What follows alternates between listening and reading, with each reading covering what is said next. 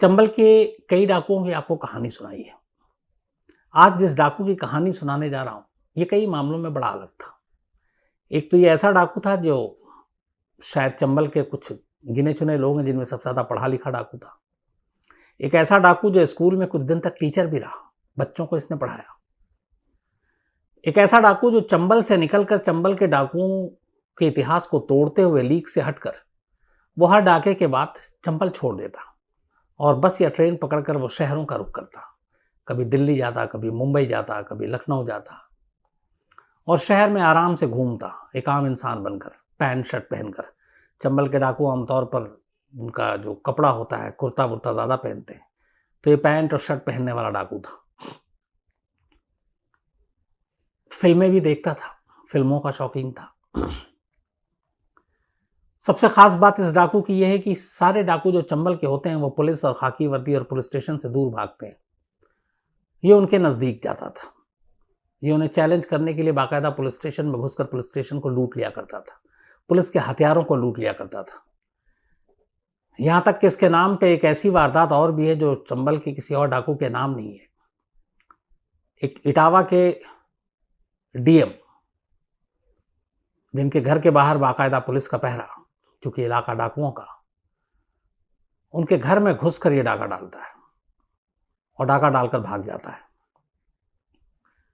ग्वालियर जैसी जेल से ये भागा, शिवपुरी की जेल से भागा, दो बार ये जेल से भागा हुआ एक डाकू करीब करीब 40 साल तक इसने चंबल पे राज किया। इतने लंबे वक्त तक चंबल पे जो राज करने वाले डाकू हैं बहुत गिनती भर के, उनमें से एक ही है। इसके नाम भी अलग अलग चुके। शहरों में घूमने वाला डाकू, इसलिए इसको दिल्ली वाला बाबू भी बोलते थे। इसको पुलिस ने चालाक लोमड़ी का भी नाम दिया था, क्योंकि बेहद चालाक था। वैसे असली में इस डाकू का नाम अमृतलाल था, अमृतलाल या फिर अमृतलाल। अमृतलाल के डाकू बनने की कहानी शुरू होती है करीब 1930-32 से, बल्कि थोड़ा उससे पहले भी। 1916 में ग्वालियर रियासत जब हुआ करती थी, उसमें एक पोहरी जागीर हुआ करता था और उस जागीर के तहत एक गांव था। उस गांव का नाम था गणेश खेड़ा। इसी गणेश खेड़ा में एक किसान परिवार में अमृतलाल का जन्म हुआ। ठीक ठाक पढ़ने में था, स्कूल भेजा गया, पढ़ाई लिखाई कर रहा था। लेकिन फिर स्कूलिंग खत्म होते होते, चूंकि इतना बहुत पढ़ लिख गया था कि छोटे बच्चों को पढ़ा सकता था, तो गांव के एक स्कूल में से नौकरी मिल गई और ये वहां पढ़ाने लगा।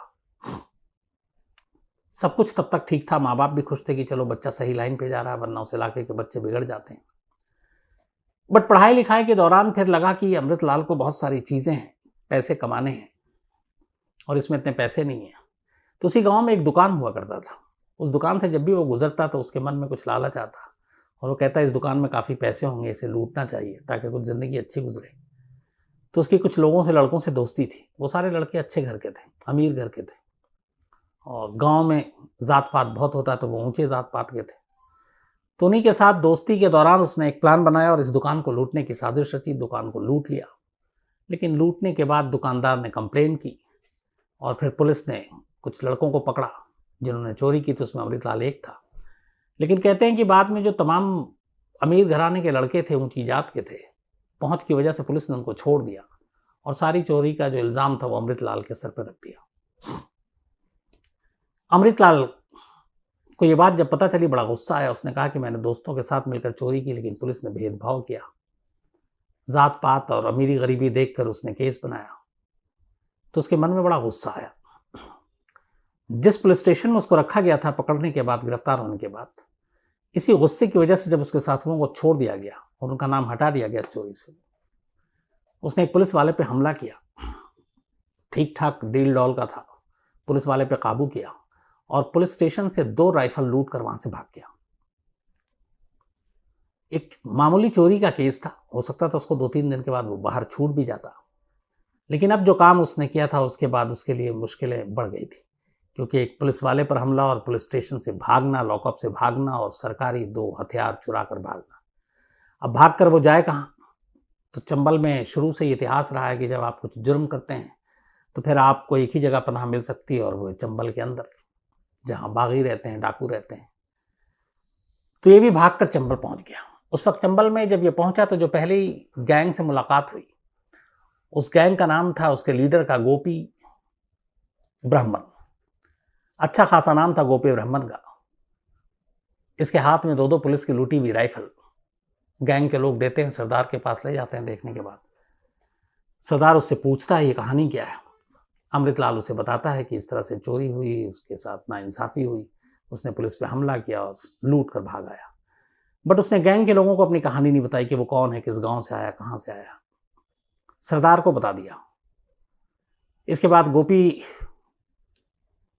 ने उसको अपने गैंग में शामिल कर लिया। अब धीरे धीरे वो गैंग के लिए काम करने लगा, लूट मार डकैती। लेकिन इसके दिमाग का कायल हो गया गोपी, क्योंकि बाद में ये उसको डकैती डालने के आइडियाज़ देने लगा, कैसे कैसे क्या होनी चाहिए, कैसे पहले ट्रेनिंग होनी चाहिए, लोकेशन होनी चाहिए, रैकी होनी चाहिए, जो आज के दौर में सब कुछ होता है। तो गोपी की उसकी बातें अच्छी लगी और ऐसी कई डकैती हुई जिसकी प्लानिंग बहुत काम आई। धीरे धीरे गोपी का ये भरोसा जीतता गया और इसी तरह से सालों बीत गए। लेकिन अमृतलाल अभी तक गोपी के साय में ही काम कर रहा था और उसे लगा कि अब कुछ बड़ा करना चाहिए। एक ऐसी बड़ी डकैती की इसने प्लानिंग की और ये लोग ग्वालियर पहुंचे। पूरे गैंग के लोग थे, साथ में गोपी था, वो लीड कर रहा था। लेकिन इत्तेफाक से किसी ने मुखबरी कर दी, पुलिस ने रास्ता रोक लिया, गोलीबारी हुई और गैंग का मुखिया गोपी ब्राह्मण पकड़ा गया। बाकी लोग बच के निकल गए, जिसमें अमृतलाल भी था। अब गैंग का सरदार पुलिस की कस्टडी में था। गैंग की पूरी जिम्मेदारी अब अमृतलाल के ऊपर आ गई, क्योंकि गोपी भी उसको मानता था। और अब इस तरीके से अमृतलाल गैंग का सरदार बन गया। सरदार बनने के बाद अब उसने जो उसके सपने थे लूटपाट के और डकैती के, वो उसने शुरू किए। और जो कहते हैं कि चंबल में एक चीज़ जो देन है वो शायद इसी अमृतलाल की है, वो ये कि अभी तक डाका, लूट मार यही सब करते थे डाकू। इसने चंबल के डाकुओं को एक नया पेशा दिया, किडनैपिंग का। कहते हैं चंबल में किडनैपिंग, जिसको वहाँ की आम भाषा में पकड़ बोलते हैं, उस पकड़ को जन्म देने वाला डाकू अमृतलाल ही था। उसे लगा कि ये काम कम जोखिम वाला है, डाका डालने जाना, कई बार मुखबरी होना, पकड़ा जाना। यहाँ पे ये कि किसी को भी एक बार आप पता करो किसके पास पैसे हैं, कौन सेठ है, कौन लाला है, उसको उठाओ, बदले में पैसे मांगो और उसे छोड़ दो। इसने अब यहाँ से पकड़ करना शुरू किया, यानी किडनैपिंग। उस जमाने में भी इसके ऊपर सनक ये थी कि अगर किसी को पकड़ करना तो एक तो बहुत अमीर हो और कम से कम लाख या 1.25 लाख इसकी शुरुआती बोली होती थी। और लाख 1.25 लाख उस वक्त बहुत बड़ी रकम हुआ करती थी। लेकिन कहते हैं कि इसने उससे कम पे माना भी नहीं, और इसीलिए जो भी जिसको ये किडनैप करता था उनके बारे में पूरी जांच करता था, ये कितने अमीर लोग हैं। और बड़े बड़े सेठ को इस तरीके से इसने उठाना शुरू किया और उनसे किडनैपिंग करके लाखों रुपए, लाख 1.25 लाख तो मिनिमम था, उसके बाद 2-3 लाख ऐसे ऐसे ये मांगता था। और ये सिलसिला चलता रहा। और इसके बाद पहली बार जब इस तरह की पकड़, किडनैपिंग के केसेस बढ़ने लगे, तब पुलिस के भी कान खड़े हुए। बट यूपी पुलिस इसके पीछे पड़ती तो वही ये एमपी की तरफ भाग जाता, एमपी पुलिस पीछे पकड़ती तो राजस्थान की तरफ भाग जाता। 3-3 स्टेट की पुलिस को ये दौड़ाता रहता और अपना काम करता रहता। किडनैपिंग के जरिए कहते हैं इसने बहुत सारे पैसे कमा लिए। एक बार शिवपुरी के करीब एक मंदिर है बहुत माना हुआ, जहाँ पे लोग मन्नत करने के लिए आते हैं। तो बड़े बड़े सेठ और बड़े बड़े लोग उस वक्त, बिजनेसमैन, उनका एक ट्रिप, एक बस में सवार होकर 40 लोग उस मंदिर में मन्नत पूरी करने के लिए आए थे। ये बात अमृतलाल को पता चली कि इस बस में सवार जो लोग मंदिर में आ रहे हैं अपनी मन्नत पूरी करने, वो सारे बेहद अमीर लोग हैं। उसने इनकी किडनैपिंग की प्लानिंग बनाई। इसके बाद उस बस समेत 40 लोगों को उसने किडनैप किया। लेकिन फिर उसने अब एक 40 लोगों को किडनैप करना, और किडनैपिंग में सबसे मुश्किल पकड़ ये होता है कि अपने साथ रखना, वो भी बड़ा मुश्किल होता है। और आप शहर में सड़क पर इन जगहों पे रख नहीं सकते, आपको जंगल ले जाना है। तो अब जंगल में डाकू को तो चलने की आदत होती है, वो एक एक दिन कई किलोमीटर चल लेते हैं। एक एक रात वो अपना ठिकाना बदलते हैं, क्योंकि डाकुओं का ये इतिहास रहा कि चंबल में कभी एक रात से ज़्यादा वो एक जगह नहीं टिकते, अगली जगह पहुंच जाते हैं, ताकि मुखबिरी ना हो, पुलिस ना आ जाए, कोई ऐसा सुराग सबूत ना छूट जाए। तो जिनको किडनैप किया उनको साथ लेकर चलना बड़ा मुश्किल होता है, और कई कई दिन बल्कि कई कई महीने तक पकड़ को आपको अपने साथ रखना होता है। तो यहाँ सीधे 40 लोगों पर हाथ मारा। लेकिन फिर इसे लगा कि मुश्किल है, इनमें से कुछ बुजुर्ग भी थे, कुछ ऐसे थे जो चल फिर नहीं सकते थे। तो उनमें से 14 लोगों को उसने छोड़ दिया। अब 26 लोगों को लेकर वो जंगल की तरफ भाग गया।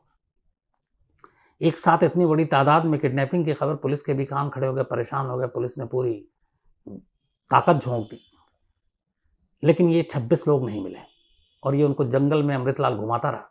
इनके घर वालों तक मैसेज पहुंच गया था। कहते हैं कि इनमें से हर एक को उसने 2 से 3 लाख रुपए लेकर छोड़ा।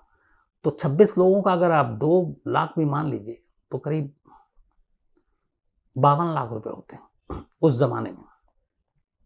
ये मैं 40 और 45 की बात कर रहा हूँ, 19।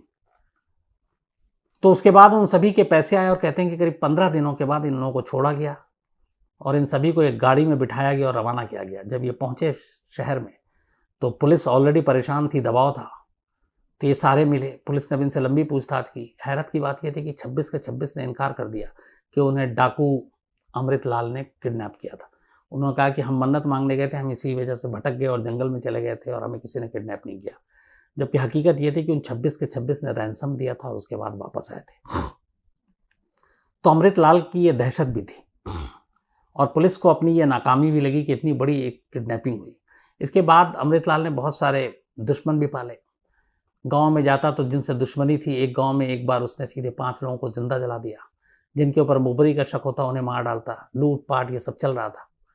फिर अचानक इसने एक पुलिस स्टेशन पे धावा बोल दिया और उस पुलिस स्टेशन, असल में इसको हथियार की कमी पड़ गई। अब हथियार कहाँ से लाए तो उसे पता चला कि एक शिवपुरी के नज़दीक एक पुलिस स्टेशन है जहाँ पे काफ़ी हथियार रखा हुआ है। इसने प्लानिंग करके और उस पुलिस स्टेशन में ही जाकर, जहाँ पे सारे पुलिस वाले मौजूद थे, गोलीबारी करते हुए पुलिस स्टेशन को लूट लिया। सारे हथियार लूट लिए और वहाँ से निकल गया। इस बात से बड़ी फजीहत हुई, पुलिस की बदनामी भी हुई कि जब पुलिस अपने ही घर, अपने ही पुलिस स्टेशन की हिफाजत नहीं कर सकती तो दुनिया की क्या करेगी। इसके बाद फिर बाकायदा इस चीज़ ने ये किया कि अमृतलाल को पकड़ने के लिए पुलिस को फिर बेचैन किया और एक ख़ास टीम यूपी पुलिस की बनानी पड़ी कि अमृतलाल को पकड़ा जाए और किसी तरह से उसका काम तमाम किया जाए।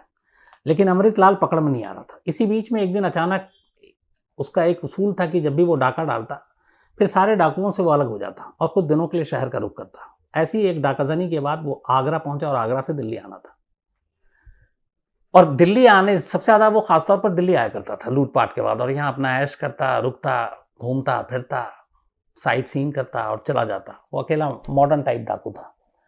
तो एक बार ऐसे ही आगरा जा रहा था और आगरा से दिल्ली आना था, लेकिन पुलिस को कुछ शक हुआ और उन्होंने एक आम शक की वजह से उसको पकड़ लिया। पकड़ा तो उसके पास से एक तमंचा निकल गया। तमंचा निकला तो पुलिस उसको थाने ले गई। जब थाने ले गई तो फिर एक पुराने पुलिस वाले ने, जिसकी पोस्टिंग कभी इटावा की तरफ रही थी, उसने बताया ये तो डाकू अमृतलाल है। अब सारे पुलिस वाले के हाथ पैर फूल गए। इसके बाद फिर पता किया गया, कंफर्म हो गया। उसके बाद तो फिर पुलिस ने उसकी सख्ती बढ़ाई है। उसके बाद एक के बाद एक उसके बाद डाकाजनी की उसके खिलाफ FIR लिखी जानी शुरू हो गई। कोर्ट में पेश किया गया और आनन फानन में मुकदमे का फैसला भी आ गया। उसको 18 साल की सज़ा सुना दी गई। 18 साल की सज़ा के बाद उसको जेल भेज दिया गया और फिर वो जेल में ही था। लेकिन उसके ऊपर डकैती के इतने केसेस थे, 3-3 राज्य के और अलग अलग थानों के, कि हमेशा उसको पेशी पे ले जाना होता था। तो ऐसे ही एक बार उसको पेशी पे ले जा रहे थे। उस पेशी के दौरान वो रास्ते से ही गायब हो गया और भाग गया। फिर पकड़ में नहीं आया। फिर वापस चंबल पहुंचता है, फिर अपना गैंग बनाता है। गैंग बनाने के बाद फिर उसने अपना पकड़ और सारा धंधा चल रहा होता है। 2-3 साल के बाद एक बार फिर वो पकड़ा जाता है। ऐसे ही वो शहर के लिए निकला था और पकड़ा गया। फिर पता चला कि ये तो डाकू अमृतलाल है। इस बार उसको ग्वालियर जेल ले जाया गया और ग्वालियर जेल में रखा गया। लेकिन ग्वालियर जेल में कुछ ही दिन रहा। उसके बाद वो ग्वालियर जेल से भी हैरत अंगेज तौर पर भाग गया। दूसरी बार उसने जेल तोड़ी और फिर चंबल पहुंच गया। चंबल पहुंचने के बाद अब उसने और अपनी डाकाजनी तेज कर दी, अपने गैंग को बढ़ा लिया। जो उसके सबसे बड़े, जिसकी वजह से अमृतलाल का पूरे चंबल में एक नाम और सारी चीज़ें हुई, 2-3 इंसिडेंट की वजह से। एक, उस वक्त मध्य प्रदेश के गुना जिले में एक रियासत होती थी उमरी। मध्य प्रदेश के गुना जिले में उमरी रियासत, और वहाँ पे एक राजा हुआ करते थे। तो ये राजा जो है वो हर साल जो चंबल और उसके आसपास में सारे इलाके में तेंदू पत्ता का बहुत बड़ा बिजनेस है, ठेका होता है। तो ये सारे तेंदू पत्ते का जो मालिकाना हक था वो इन्हीं उमरी राजा के पास था, और साल में 2 बार वो अपनी एक मीटिंग करते थे और गढ़ी लगाते थे। गढ़ी मतलब जितने भी बिजनेसमैन हैं वो सब आके वहाँ पे उसमें पैसे देते थे, और वो लाखों रुपए होती थी। तो जिस दिन ये घड़ी होनी थी, यानी राजा को बैठ के दरबार लगाना था, सारे व्यापारियों को वहाँ हाजिर होना था, सारे, और ख़ासतौर पर उसमें राजस्थानी मारवाड़ी ज़्यादा होते थे।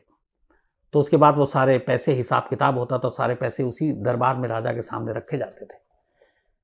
इसकी जानकारी अमृतलाल को थी। अमृतलाल एक मारवाड़ी के भेष में एक व्यापारी बनकर, राजस्थानी मारवाड़ी, उस राजा के दरबार में पहुंच गया। साथ में उसके डाकू साथी भी उसी भेष में पहुंच गए। अब सारे उसी में दरबार के अंदर बैठे हुए हैं। इसके बाद दरबार शुरू होता, राजा आते हैं, हर एक से बातचीत होती है, अलग अलग जो पूरी गढ़ी है, जो पैसे हैं, वो सब रखा जाता है। फिर धीरे धीरे कुछ लोग उठ के जाने लगते हैं। अब जब डाकू अमृतलाल को ये लगता है कि यहाँ पे लोग कम हैं, काबू पाया जा सकता है, अचानक इशारा करता है, उसके सारे डाकू साथी खड़े हो जाते हैं और पूरे दरबार को अपने कब्जे में ले लेते हैं, और जो गढ़ी के जितने पैसे थे वो सारे लूट लेते हैं। इसके अलावा सोने चांदी जेवर भी गन पॉइंट पे सारे राजा से वो भी लूट लेते हैं। लूटने के बाद उसी राजा के 2-4 नौकर को वो बंदूक के ऊपर अपने कंट्रोल पे करते हैं और कहते हैं ये जो सारा, चूंकि गठरी बन चुका था, इतने सारे पैसे और वो थे, वो कहते हैं सर पे लाद के बाहर तक चलो गाड़ी में रखने के लिए। वो जब जा रहे होते हैं तो उसी दौरान में राजा की एक बेटी, जिसकी शादी हुई थी कुछ वक्त पहले ही, वो ससुराल से मायके आई थी। तो इत्तेफाक से जब ये लोग जा रहे थे तब दरबार के बाहर उन औरतों की नज़र पड़ गई, हाथों में हथियार, और ये देखकर समझ गए कि ये डाकू हैं। और उस वक्त तक वहाँ पे डाकुओं के चर्चे भी बड़े होते थे। तो राजा की पत्नी और बेटी दोनों रोने लगे जब वो सारी चीज़ें और देखा जेवर एक एक करके लेके जा रहे हैं। तो कहते हैं कि डाकू अमृतलाल ने पूछा कि आप क्यों रो रहे हो? तब राजा की पत्नी ने कहा कि मेरी बेटी के हाल में शादी हुई है और अभी ये मायके आई है, और इसके सारे गहने जो है, जो वो वहीं थे जो आप लूट कर ले जा रहे हो, तो अब ये कल को ससुराल जाएगी तो हम क्या जवाब देंगे, इसके गहने कहाँ गए? कहते हैं अमृतलाल ने फौरन अपने आदमियों से कहा गठरी नीचा करो। उसने सारा नीचे रखवाया और सारे गहने पलट दिए खोलकर। उसने बोला कि जो तुम्हारे गहने हैं, जो तुम ससुराल से पहन कर आई, उसमें से पहचानो। उसने पहचाना सब, उसने कहा ये सब तुम ले लो, ये मैंने ले जाऊंगा, और बाकी जेवर और पैसे लेकर वो वहां से निकल गया। इस लूट, इस गढ़ी की लूट, इस राजा के दरबार की लूट ने एक तरह से डाकू अमृतलाल को पुलिस के रडार पर भी ला दिया, क्योंकि ये बहुत बड़ी लूट थी। और इसके बाद पुलिस पीछे पड़ गई, स्पेशल टीम बनाई गई। इसी दौरान में एक और किस्सा जो जुड़ा, जिसकी वजह से अमृतलाल सुर्खियों में रहा और उसकी कहानियां हर जगह सुनी और सुनाई जाती हैं, वो ये है कि एक बार पाकीज़ा फिल्म की शूटिंग हो रही थी, जो कमाल अमरोही बना रहे थे और मीना कुमारी उनकी हीरोइन थी। और कमाल अमरोही ने मीना कुमारी से शादी भी की थी। हालांकि शादी के बाद उनके बीच में कुछ अनबन भी हुई थी, लेकिन बाद में फिर दोनों एक साथ हुए। तो पाकीज़ा फिल्म की शूटिंग थी आउटडोर कुछ, और ये शूटिंग थी मध्य प्रदेश में। शूटिंग के बाद ये टीम दिल्ली लौट रही थी सड़क के रास्ते, और शूटिंग में देर हो गई। उसके बाद शाम हो गई, ये लोग वहां से निकले और उनको ये था कि दिल्ली पहुंच जाएंगे देर रात या सुबह तक। कमाल अमरोही के साथ जो ड्राइवर और बाकी लोग थे, वो सारे एक दिल्ली जैसे जगहों से और बुलाए गए थे, और उन्हें उन इलाकों के बारे में कोई जानकारी नहीं थी जिन इलाकों से होकर उन्हें दिल्ली आना था। रात के वक्त कहते हैं कि एक गाड़ी में पेट्रोल खत्म हो गया। अब पेट्रोल खत्म हो गया, सन्नाटा, जंगल, आसपास में कोई पेट्रोल पंप नहीं। 2 गाड़ियां चलती थी हमेशा। कमाल अमरोही अपने साथ जब चलते थे, और मीना कुमारी और उनके साथ 1-2 खास लोग। तो एक गाड़ी में पेट्रोल खत्म, एक ने पता करना कोशिश किया कि कहाँ आसपास में है, तो किसी मशक्कत के बाद पता चला कि पेट्रोल पंप दूर है और सुबह ही मिल पाएगी वहाँ तक, और गाड़ी में पेट्रोल नहीं है, और एक गाड़ी को छोड़कर दूसरी गाड़ी जा नहीं सकती है क्योंकि सेफ नहीं था। तो फिर कमाल अमरोही ये फैसला करते हैं कि रात को यहीं हम गाड़ी में ही रहते हैं और सुबह होने का इंतज़ार करते हैं। उन्हें ये भी पता चला था कि सुबह सुबह सरकारी बस चलती है, और उस बस से एक आदमी जाएगा और जाकर पेट्रोल भरा कर ले आएगा। कम से कम फिर पेट्रोल पंप तक वो गाड़ी चलेगी। तो रात को वहीं रुकने का इंतज़ार किया, गाड़ी को लॉक करके दोनों वहीं रह गए। देर रात अचानक 10-12 लोग उस गाड़ी को घेर लेते हैं, उनके हाथों में बंदूक। उसके बाद वो नॉक करते हैं, तो नॉक करने के बाद पूछते हैं कौन है। तब कमाल अमरोही आवाज़ देते हैं कि मेरा नाम कमाल अमरोही है, मैं यहाँ शूटिंग करने के लिए आया था और लेट हो गया, हमारा पेट्रोल ख़त्म हो गया। तो पहले उनमें से एक डाकू जो सबसे आगे था, रोबीली आवाज़, उसे लगा कि ये लोग रेंजर्स हैं, शूटिंग करने के लिए, जानवरों का शिकार करने के लिए आए। तो उसने जब इस बारे में बात की तो उसने कहा नहीं हम लोग फिल्में बनाते हैं, फिल्म की शूटिंग करते हैं। चूंकि अमृतलाल को फिल्मों का शौक था और शौकीन था, देखता था, तो अचानक पूछता है कि आपके साथ हीरो हीरोइन कौन है। तो बताते हैं कि हीरो तो इस वक्त कोई नहीं है, हीरोइन है। तो बताया कि मीना कुमारी है। ये सुनते ही उस डाकू के सरदार के हाव भाव बदल गए। उसने पूछा कहाँ है, उसने कहा गाड़ी में दूसरी। उसके बाद वो उनसे मिलता है, उसके बाद अपने लोगों से कहता है, फिर बताता है कि यहाँ पे रात को आपको कहीं पेट्रोल नहीं मिलेगा, सुबह हमारे आदमी पेट्रोल आपको ला कर दे देंगे, आप हमारे मेहमान हैं, आप हमारे साथ आइए। उसके बाद वहीं से सड़क किनारे थोड़ी दूर वो ले जाता है, बाकायदा उनके लिए पलंग बिस्तर लगाता है, उनको खाना देता है और कहता है कि आप लोग हमारे मेहमान हैं। ये एक रात पूरी कमाल अमरोही और मीना कुमारी और उनके साथ एक दो लोग और थे, उन्होंने उस डाकू और उसके साथियों के साथ वहाँ पे गुजारे। इसके बाद सुबह होती है। सुबह तक डाकुओं में से ही कुछ लोग पेट्रोल लेकर आ चुके थे, वो गाड़ी में पेट्रोल डालते हैं। अब रवानगी का वक्त था। डाकू अमृतलाल चूंकि पढ़ा लिखा था, मैंने बताया आपको कि स्कूल में पढ़ाया था उसने, उसे पता था ऑटोग्राफ क्या होता है। वो मीना कुमारी का ऑटोग्राफ लेना चाहता था, लेकिन कागज नहीं मिला कोई। फिर उसने कहते हैं एक चाकू निकाला और मीना कुमारी को दिया और कहा कि आप इस चाकू से मेरे हाथ पे अपना नाम लिखें। मीना कुमारी को ये बड़ा अटपटा लगा, क्योंकि चाकू से किसी के हाथ पे नाम लिखना मतलब जख्म देना ही है, खून भी बहेगा। हिम्मत नहीं हुई, लेकिन उसने कहा कि नहीं, आप हमारे मेहमान हैं और ये मेरी एक ख्वाहिश तो आपको पूरी करनी होगी। अब ऐसे माहौल में डाकुओं के बीच इनकार की गुंजाइश कम, पता नहीं डाकुओं की कब नीयत बदल जाए, इरादा बदल जाए। तो मीना कुमारी को भी लगा कि इसकी ये ख्वाहिश पूरी कर देते हैं।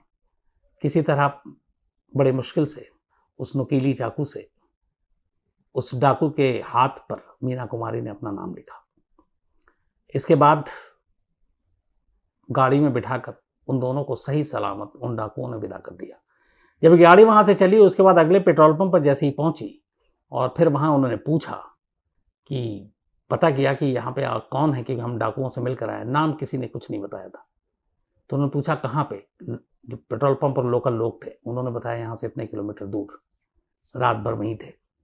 उसने बताया कि ये पूरा इलाका जो है, ये इस वक्त के सबसे बड़े डाकू अमृतलाल का इलाका है, और डाकू अमृतलाल ही है जो फिल्मों का शौकीन है। तो आपने जिसके साथ चंबल में एक रात रहे और जिस शख्स ने आपके नाम अपने हाथ पे गुदवाए, वो कोई और नहीं, डाकू अमृतलाल था। कहते हैं ये सुनकर कमाल अमरोही मीना कुमारी भी घबरा गई थी कि वो कैसे बाहिफाजत वहां से निकल गई। ये कहानी हमेशा चर्चा में रही कि किस तरीके से मीना कुमारी एक डाकू अमृतलाल के चंगुल में ये दोनों फंस गए थे रात को। हालांकि ऐसा कुछ हुआ नहीं और सब कुछ ठीक रहा। इसी तरीके से एक बार चंबल के पास एक नहर का काम चल रहा था और उसमें सरकारी ठेका था और नहर बनाने थे। रामकृष्ण खन्ना ये ओवरसियर थे सरकारी, और वहाँ पे एक तंबू गाड़ के ये और इनके सारे स्टाफ रह रहे थे, और थोड़ी दूर पे एग्जीक्यूटिव इनके इंजीनियर थे। तो दोपहर के वक्त एक बार चंबल नदी के किनारे अपने तंबू में ये लोग आराम कर रहे थे, तभी 10-12 लोग वहाँ पहुँच गए हाथों में हथियार लेकर। और उनमें से एक ने बड़ी रोबीली आवाज़ में पूछा कि पानी है पीने का। इन्हें पता नहीं था ये कौन लोग हैं, क्योंकि वो सब मिलिट्री की वर्दी में थे। तो पहले लगा कि पुलिस हैं या रेंजर्स हैं या पता नहीं क्या है, उनको समझ में नहीं आया, लेकिन पानी पिला दिया। पानी पी के उन्होंने कुछ कहा नहीं और वो खामोशी से चले गए। अगले दिन रामकृष्ण को अपने एग्जीक्यूटिव इंजीनियर से मिलने के लिए नदी पार कर बस पकड़ के उनके दफ्तर तक जाना था। वो दूरी पे था, तो नदी पार करके ये सड़क किनारे पहुंच गए, बस का इंतजार करने लगे। टाइम था बस का। अचानक इन्होंने देखा कि दो बस खड़ी हुई है। वो एक बस में ऊपर चढ़ गए। जब बस के अंदर गए तो देखा कि कुछ लोग हथियार लिए हुए हैं और पेटियों में सामान रख रहे, उसमें कैश है, जेवर है, और 4 लोग हैं। एक पति पत्नी सेठ लग रहे थे और उनके 2 बेटे। तो अचानक उस बस में जब रामकृष्ण को एक शख्स ने देखा तो उसने पूछा कि तुम कौन हो, तुम्हारा नाम क्या है? तो उसने बताया मेरा नाम ये है और मैं यहाँ पे नहर में ओवरसियर हूँ, नहर के सरकारी काम में लगा हुआ। तो वो हंसा, बोला कि मुझे वो लोग अच्छे लगते हैं जो नहर और इस तरह की लोगों की चीज़ें बनाते हैं, तो बड़ा खुश हुआ। वो डाकू अमृतलाल था। फिर उसने कहा कि देखो तुम कहाँ जाने के लिए आए हो? तो उसने बताया हमें वहाँ जाना है। तो बोला अब ये बस तो जाएगी नहीं शाम से पहले, क्योंकि इस बस को मैं ले जा रहा हूँ, तो शाम तक तुम जाना और अभी इरादा बदल दो, यहाँ से लौट जाओ। फिर उसके सामने ही उसने सेठ के सारे पैसे वैसे लूट लिए थे और सेठ से ये कहा कि ये दोनों बेटों को मैं लेकर जा रहा हूँ और इसके पैसे 3 लाख रुपए इतने दिनों के अंदर तुम यहाँ पे भेज देना, नहीं भेजोगे तो अगले उसके बाद तुम्हारे दोनों बेटों को मार दिया जाएगा।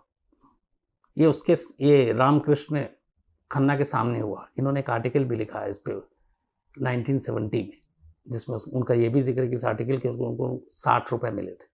तो इनकी मुलाकात हुई थी डाकू अमृतलाल से।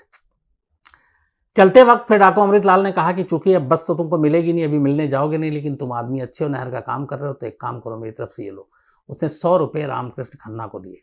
वो लेना नहीं चाहते थे, सरकारी मुलाजिम, बट उसने कहा मैं दे रहा हूँ तो ले लो। फिर उनकी हालत भी ख़राब हुई, ना लूँ तो पता नहीं क्या हो जाए, गुस्सा ना हो जाए। उन्होंने जेब में रख लिया। बच्चों के मिठाई खाने के नाम पर एक डाकू ने ये दिए थे और भी फिर वहाँ से वो निकल गए। कहते हैं कि पकड़ के जरिए रामकृष्ण डाकू अमृतलाल ने इतने पैसे कमाए थे कि वो इन्हें ब्याज पे देता था और इन्हीं पैसों की वजह से ही वो 40 साल तक पुलिस को धोखा देता रहा, क्योंकि उसने इन पैसों की वजह से मुखबिरों का एक बहुत बड़ा जाल खड़ा कर दिया था।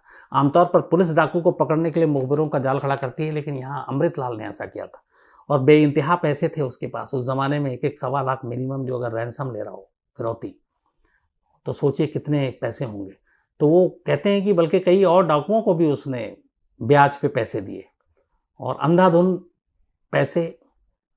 एक बार तो ये भी है कि एक नाई ने उसकी बाल काटा जो, और उसको बड़ा अच्छा लगा, उसने 1000 रुपये नाई को उस दौर में इनाम दे दिया। वो 1000 रुपये आज के ज़माने में लाख से ऊपर की चीज़ होगी।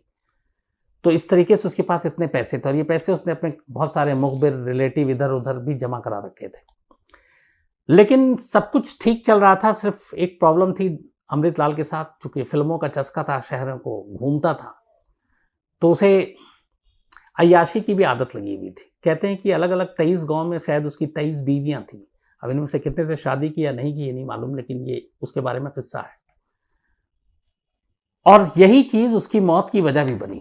उस वक्त पुलिस की टीम बहुत सारी लगी हुई थी इसको पकड़ने के लिए, जिसमें एक राम नारायण लहरी थे पुलिस अफसर, और इन्होंने बहुत सारे मुखबिरों को तोड़ने की कोशिश की पर कामयाबी नहीं मिली।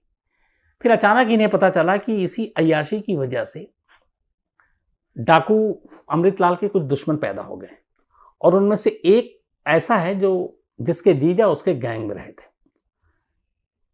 एक मोंटी राम नाम का शख्स डाकू अमृतलाल के गैंग में था। इत्तेफाक से एक पुलिस मुठभेड़ में एक डाका जनी के दौरान वो मारा गया।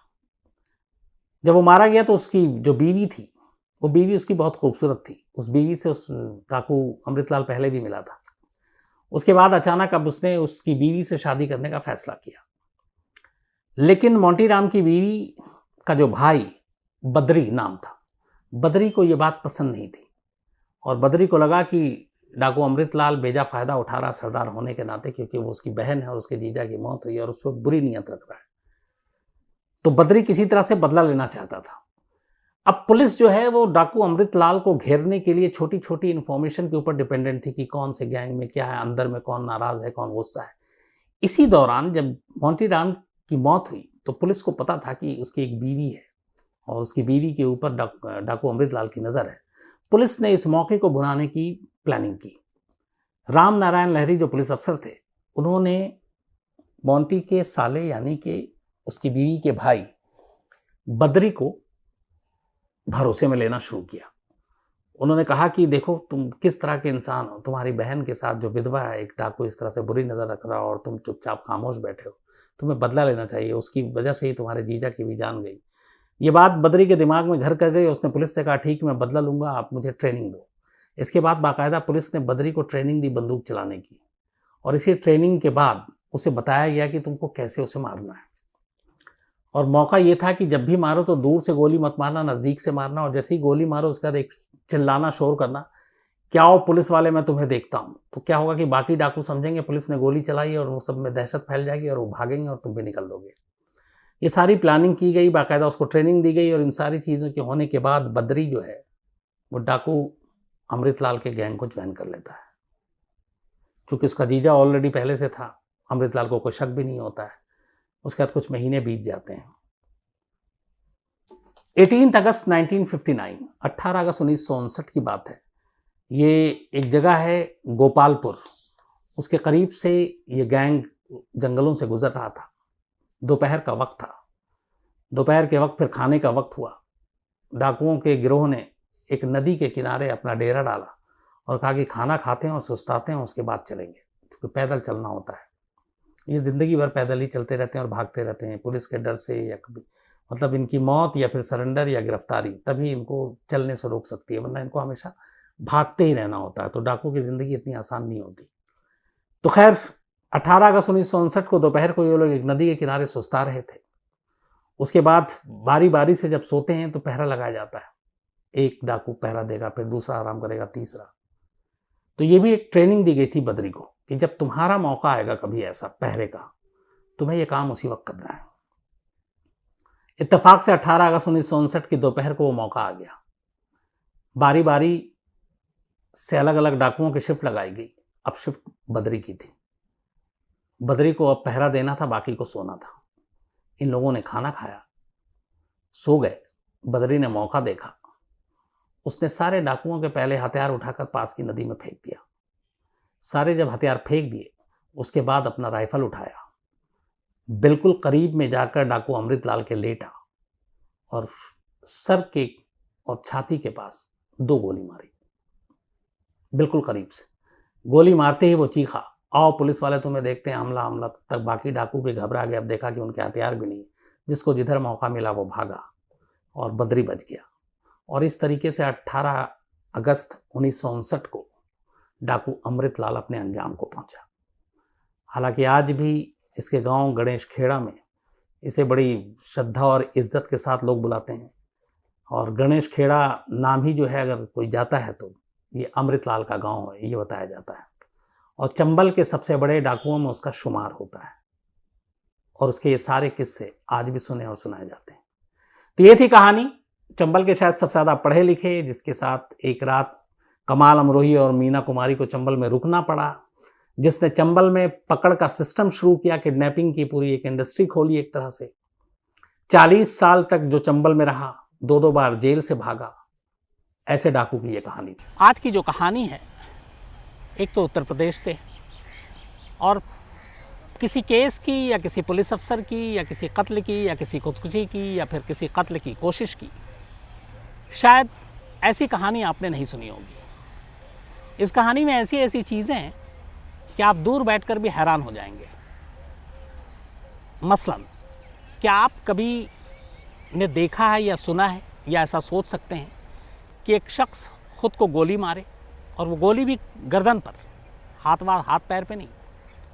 गोली मारने के बाद वो करीब 5 किलोमीटर तक पैदल चले और अपने घर जाए। घर जाने के बाद जिस पिस्टल से गोली मारी है, उस पिस्टल को वो घर पे रखे, फिर वापस उसी जगह पे 5 किलोमीटर दूर आए और आकर उसी जगह पे जहाँ उसने खुद को गोली मारी बैठ जाए और फिर बेहोश हो जाए। फिर पुलिस आए, उसको अस्पताल ले जाए। क्या ऐसा मुमकिन है?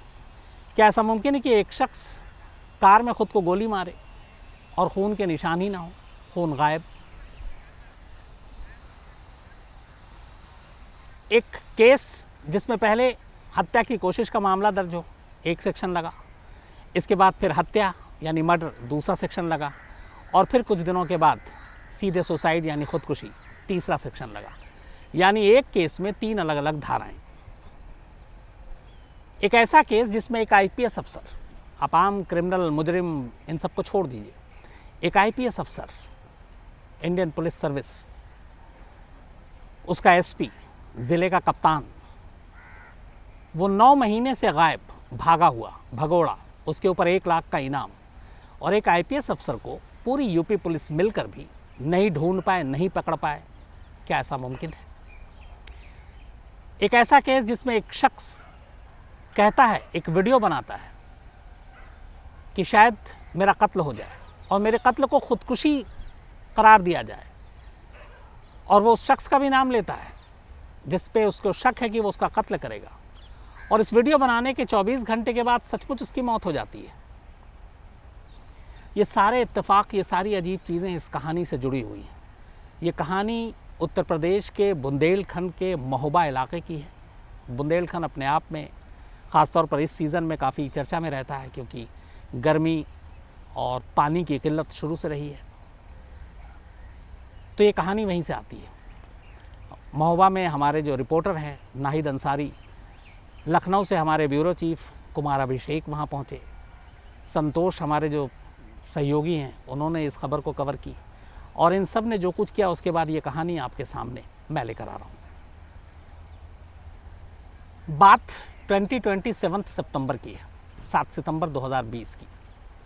महोबा के एक बिजनेसमैन, उनका स्टोन क्रशर का धंधा, साथ में जो पहाड़ों को डायनामाइट से उड़ाया जाता है उसका भी लाइसेंस उनके पास, और ये पूरा जो इलाका है बुंदेलखंड का, यहाँ पे काफ़ी इस तरह के स्टोन क्रशिंग का काम होता है, जिससे गिट्टियाँ बनती हैं, पूरे राज्य में सप्लाई होता है और बहुत बड़े पैमाने पर होता है।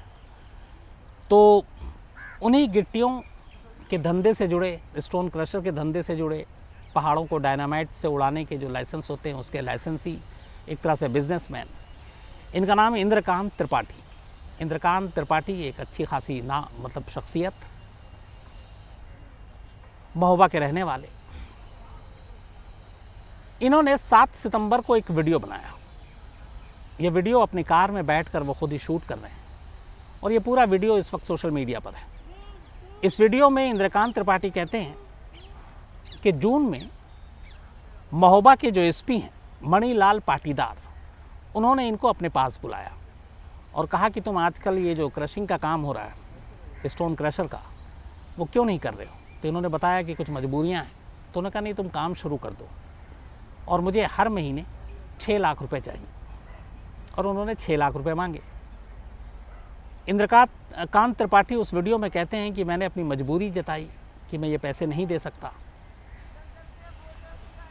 तो इस पर SP, superintendent of police Mahoba के मणिलाल पाटीदार ने इंद्रकांत को धमकी दी कि अगर तुमने पैसे नहीं दिए तो हमारे पास और भी तरीके हैं, हमारे पास बहुत सारे लोग हैं, फाइनेंसर हैं, और मेरे अंडर में इतनी पुलिस है कि तुम्हारे और तुम्हारे परिवार पे इतने केस डाल दूंगा कि तुम गिनती भी नहीं कर पाओगे। इसके बाद उस वीडियो में ये भी कह रहे हैं इंद्रकांत त्रिपाठी कि जब मैंने फिर भी अपनी मजबूरी जताई कि मैं इतने पैसे नहीं दे सकता, तब एसपी मणिलाल पाटीदार ने धमकी दी कि अगर तुमने ऐसा नहीं किया तो फिर तुम्हारी हत्या करवा देंगे, और ये हत्या भी ऐसी होगी जो हत्या नहीं लगेगी बल्कि ये खुदकुशी लगेगी। उसके बाद वो कहते हैं उसी वीडियो में कि अगर मुझे कुछ हो जाए, मेरी जान चली जाए, तो मेरी मौत के लिए महोबा के एसपी मणिलाल पाटीदार जिम्मेदार होंगे। ये पूरा वीडियो बनाने के बाद इंद्रकांत त्रिपाठी इसको सोशल मीडिया पर डाल देते हैं। इत्तेफाक से सोशल मीडिया पर आते ही ख़ासतौर पर महोबा उसके आसपास चर्चा का विषय बन जाता है। और इंद्रकांत त्रिपाठी एक चीज़ और कहते हैं कि वो इस मामले में ये जो एसपी ने पैसे मांगे हैं जबरन वसूली की, 2 दिन बाद यानी 9 सितंबर को वो एक प्रेस कॉन्फ्रेंस करेंगे और उसमें कुछ और भी खुलासा करेंगे।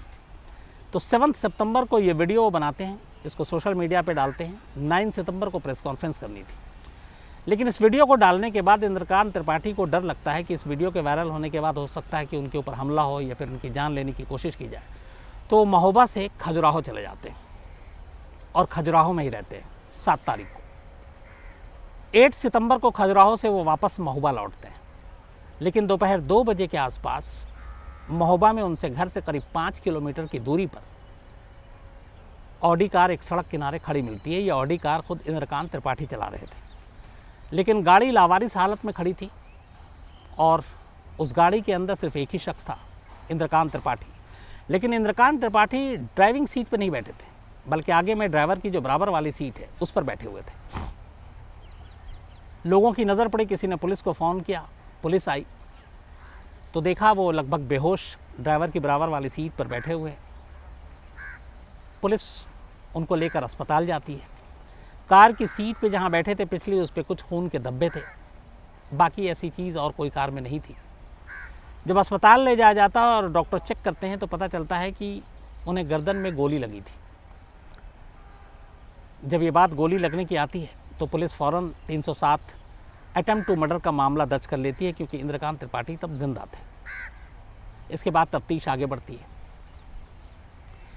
अब अटेम्प्ट टू मर्डर का मामला इधर दर्ज हुआ 8 सितंबर को, तब वो वीडियो भी सबको याद आ गया और उस वीडियो की बातें भी याद आ गईं कि इसमें इंद्रकांत त्रिपाठी ने मौत से 24 घंटे पहले, बल्कि घायल होने से, ये लिखा था कि अगर मुझे कुछ होता है तो एसपी जिम्मेदार होंगे, मणिलाल पाटीदार।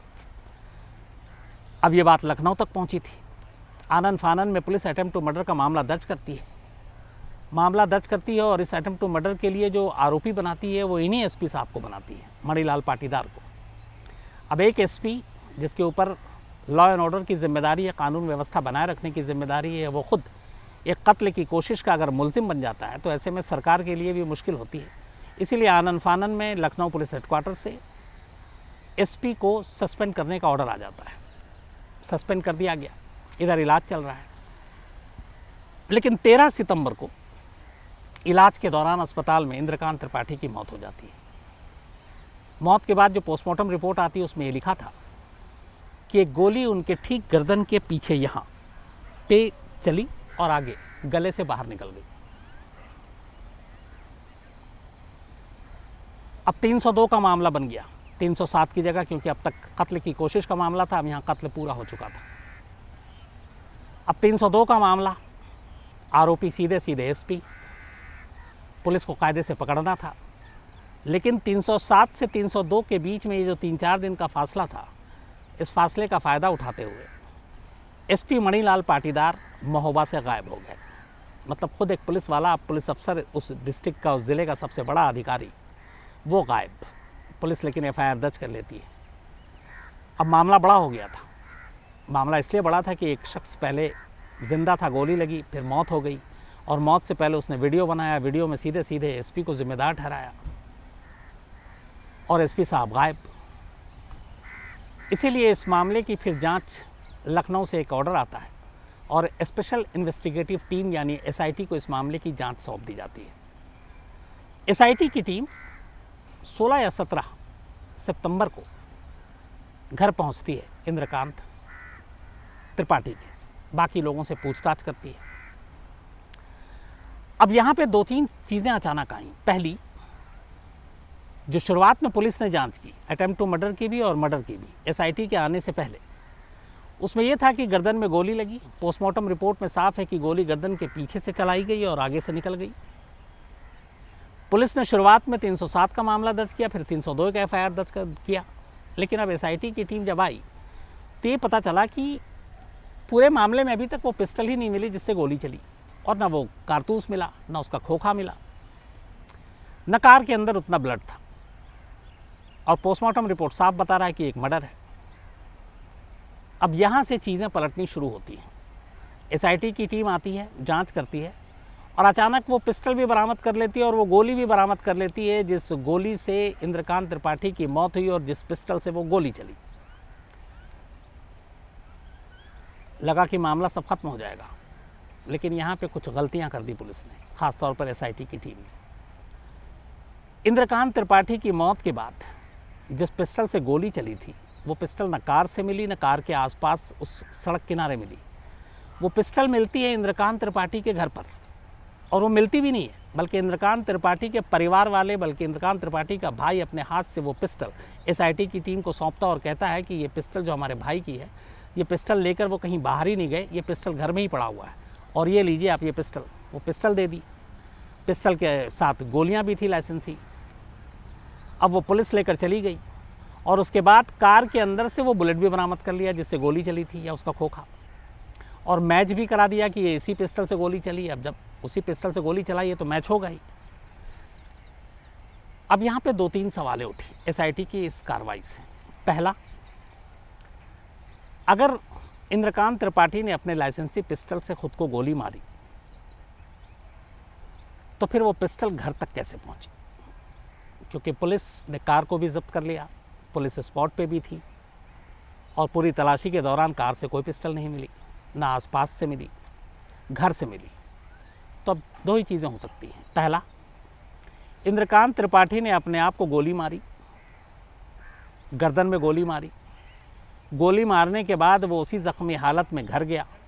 घर पर जाकर उसने पिस्टल रखी, फिर वापस अपने घर से 5 किलोमीटर दूर उसी महुआ हाईवे पे वो आया और फिर आकर वो उस गाड़ी के ड्राइवर के बराबर वाली सीट पर बैठ गया।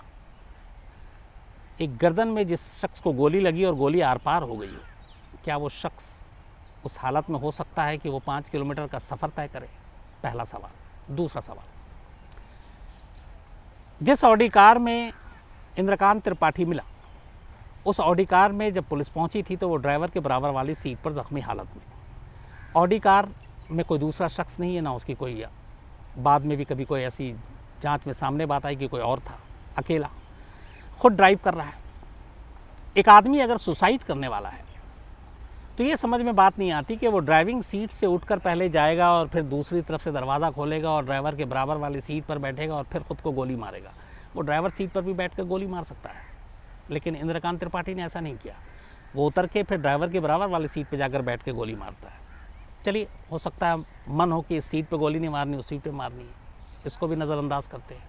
तीसरी चीज़, आमतौर पर जो लोग गोली मारकर सुसाइड करते हैं, जितने भी केसेस हुए हैं, उसमें सबसे आसान एक तरीका होता है अपनी कनपट्टी पे पिस्टल रखना और मार देना। जो राइटी है वो राइट हैंड से, जो लेफ्टी है वो लेफ्ट हैंड से। दूसरा होता है बहुत सारे लोग सीधे सीने पे गोली मारते हैं। तीसरा होता है अपने यहाँ पर रख के पिस्टल चला देते हैं। कुछ लोग पेट में मारते हैं।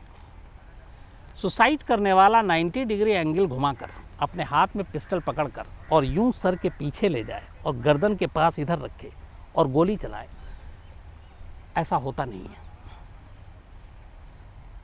अब यहाँ पे पोस्टमार्टम रिपोर्ट साफ बता रहा है कि गोली गर्दन के पीछे से चली और आगे गले से निकल गई, तो ये भी पॉसिबल नहीं। फिर जब शुरुआत में पुलिस ने अटेम्प्ट टू मर्डर का मामला दर्ज किया तब एसपी का नाम, जब 302 हो गया, मौत हो गई, कत्ल का मामला दर्ज किया तब एसपी का नाम। लेकिन एसआईटी की टीम आती है और अचानक एसआईटी की टीम सीधे सीधे इस केस को सुसाइड डिक्लेयर कर देती है और 302 हटाकर 306 कर देती है, कहती है सुसाइड का केस है और इंद्रकांत त्रिपाठी ने खुद को गोली मारी। अब ये जो सारे सर्कमस्टेंशियल एविडेंस हैं, जो सारी चीज़ें बता रही हैं, जो परिवार के लोग बता रहे हैं, वो सारी चीज़ें यही इशारा कर रही हैं कि इसमें कुछ गड़बड़ है। और गड़बड़ कहाँ से शुरू होती है? पहली चीज़, अब सारा इत्तेफाक भी नहीं हो सकता। एक मरने वाला शख्स मौत से 24 घंटे पहले ये कह रहा है एक वीडियो बनाकर कि मेरी जान जा सकती है और मुझे अगर कुछ हुआ तो मेरी मौत का जिम्मेदार एसपी होगा। 24 घंटे बाद वाकई वो उसी ज़ख्मी हालत में मिलता है और करीब 120 घंटे बाद उसकी मौत भी हो जाती है, वो मर जाता है। एविडेंस सारे एसपी के ख़िलाफ़ हैं। शुरुआती में जो लोकल पुलिस है वो एसपी को नामजद भी करती है, अटेम्प्ट टू मर्डर में भी और मर्डर में भी। लेकिन जब लखनऊ से टीम आती है और एसआईटी की टीम जांच करती है तो वो पूरा केस बदल कर सुसाइड कर देती है। अब यहाँ पे एक उंगली और उठी कि जो एसआईटी की टीम बनाई गई थी उसमें 3 आईपीएस अफसर थे, उनमें से 2 आईपीएस का ताल्लुक राजस्थान से है। अब इसमें बड़ी बात क्या है?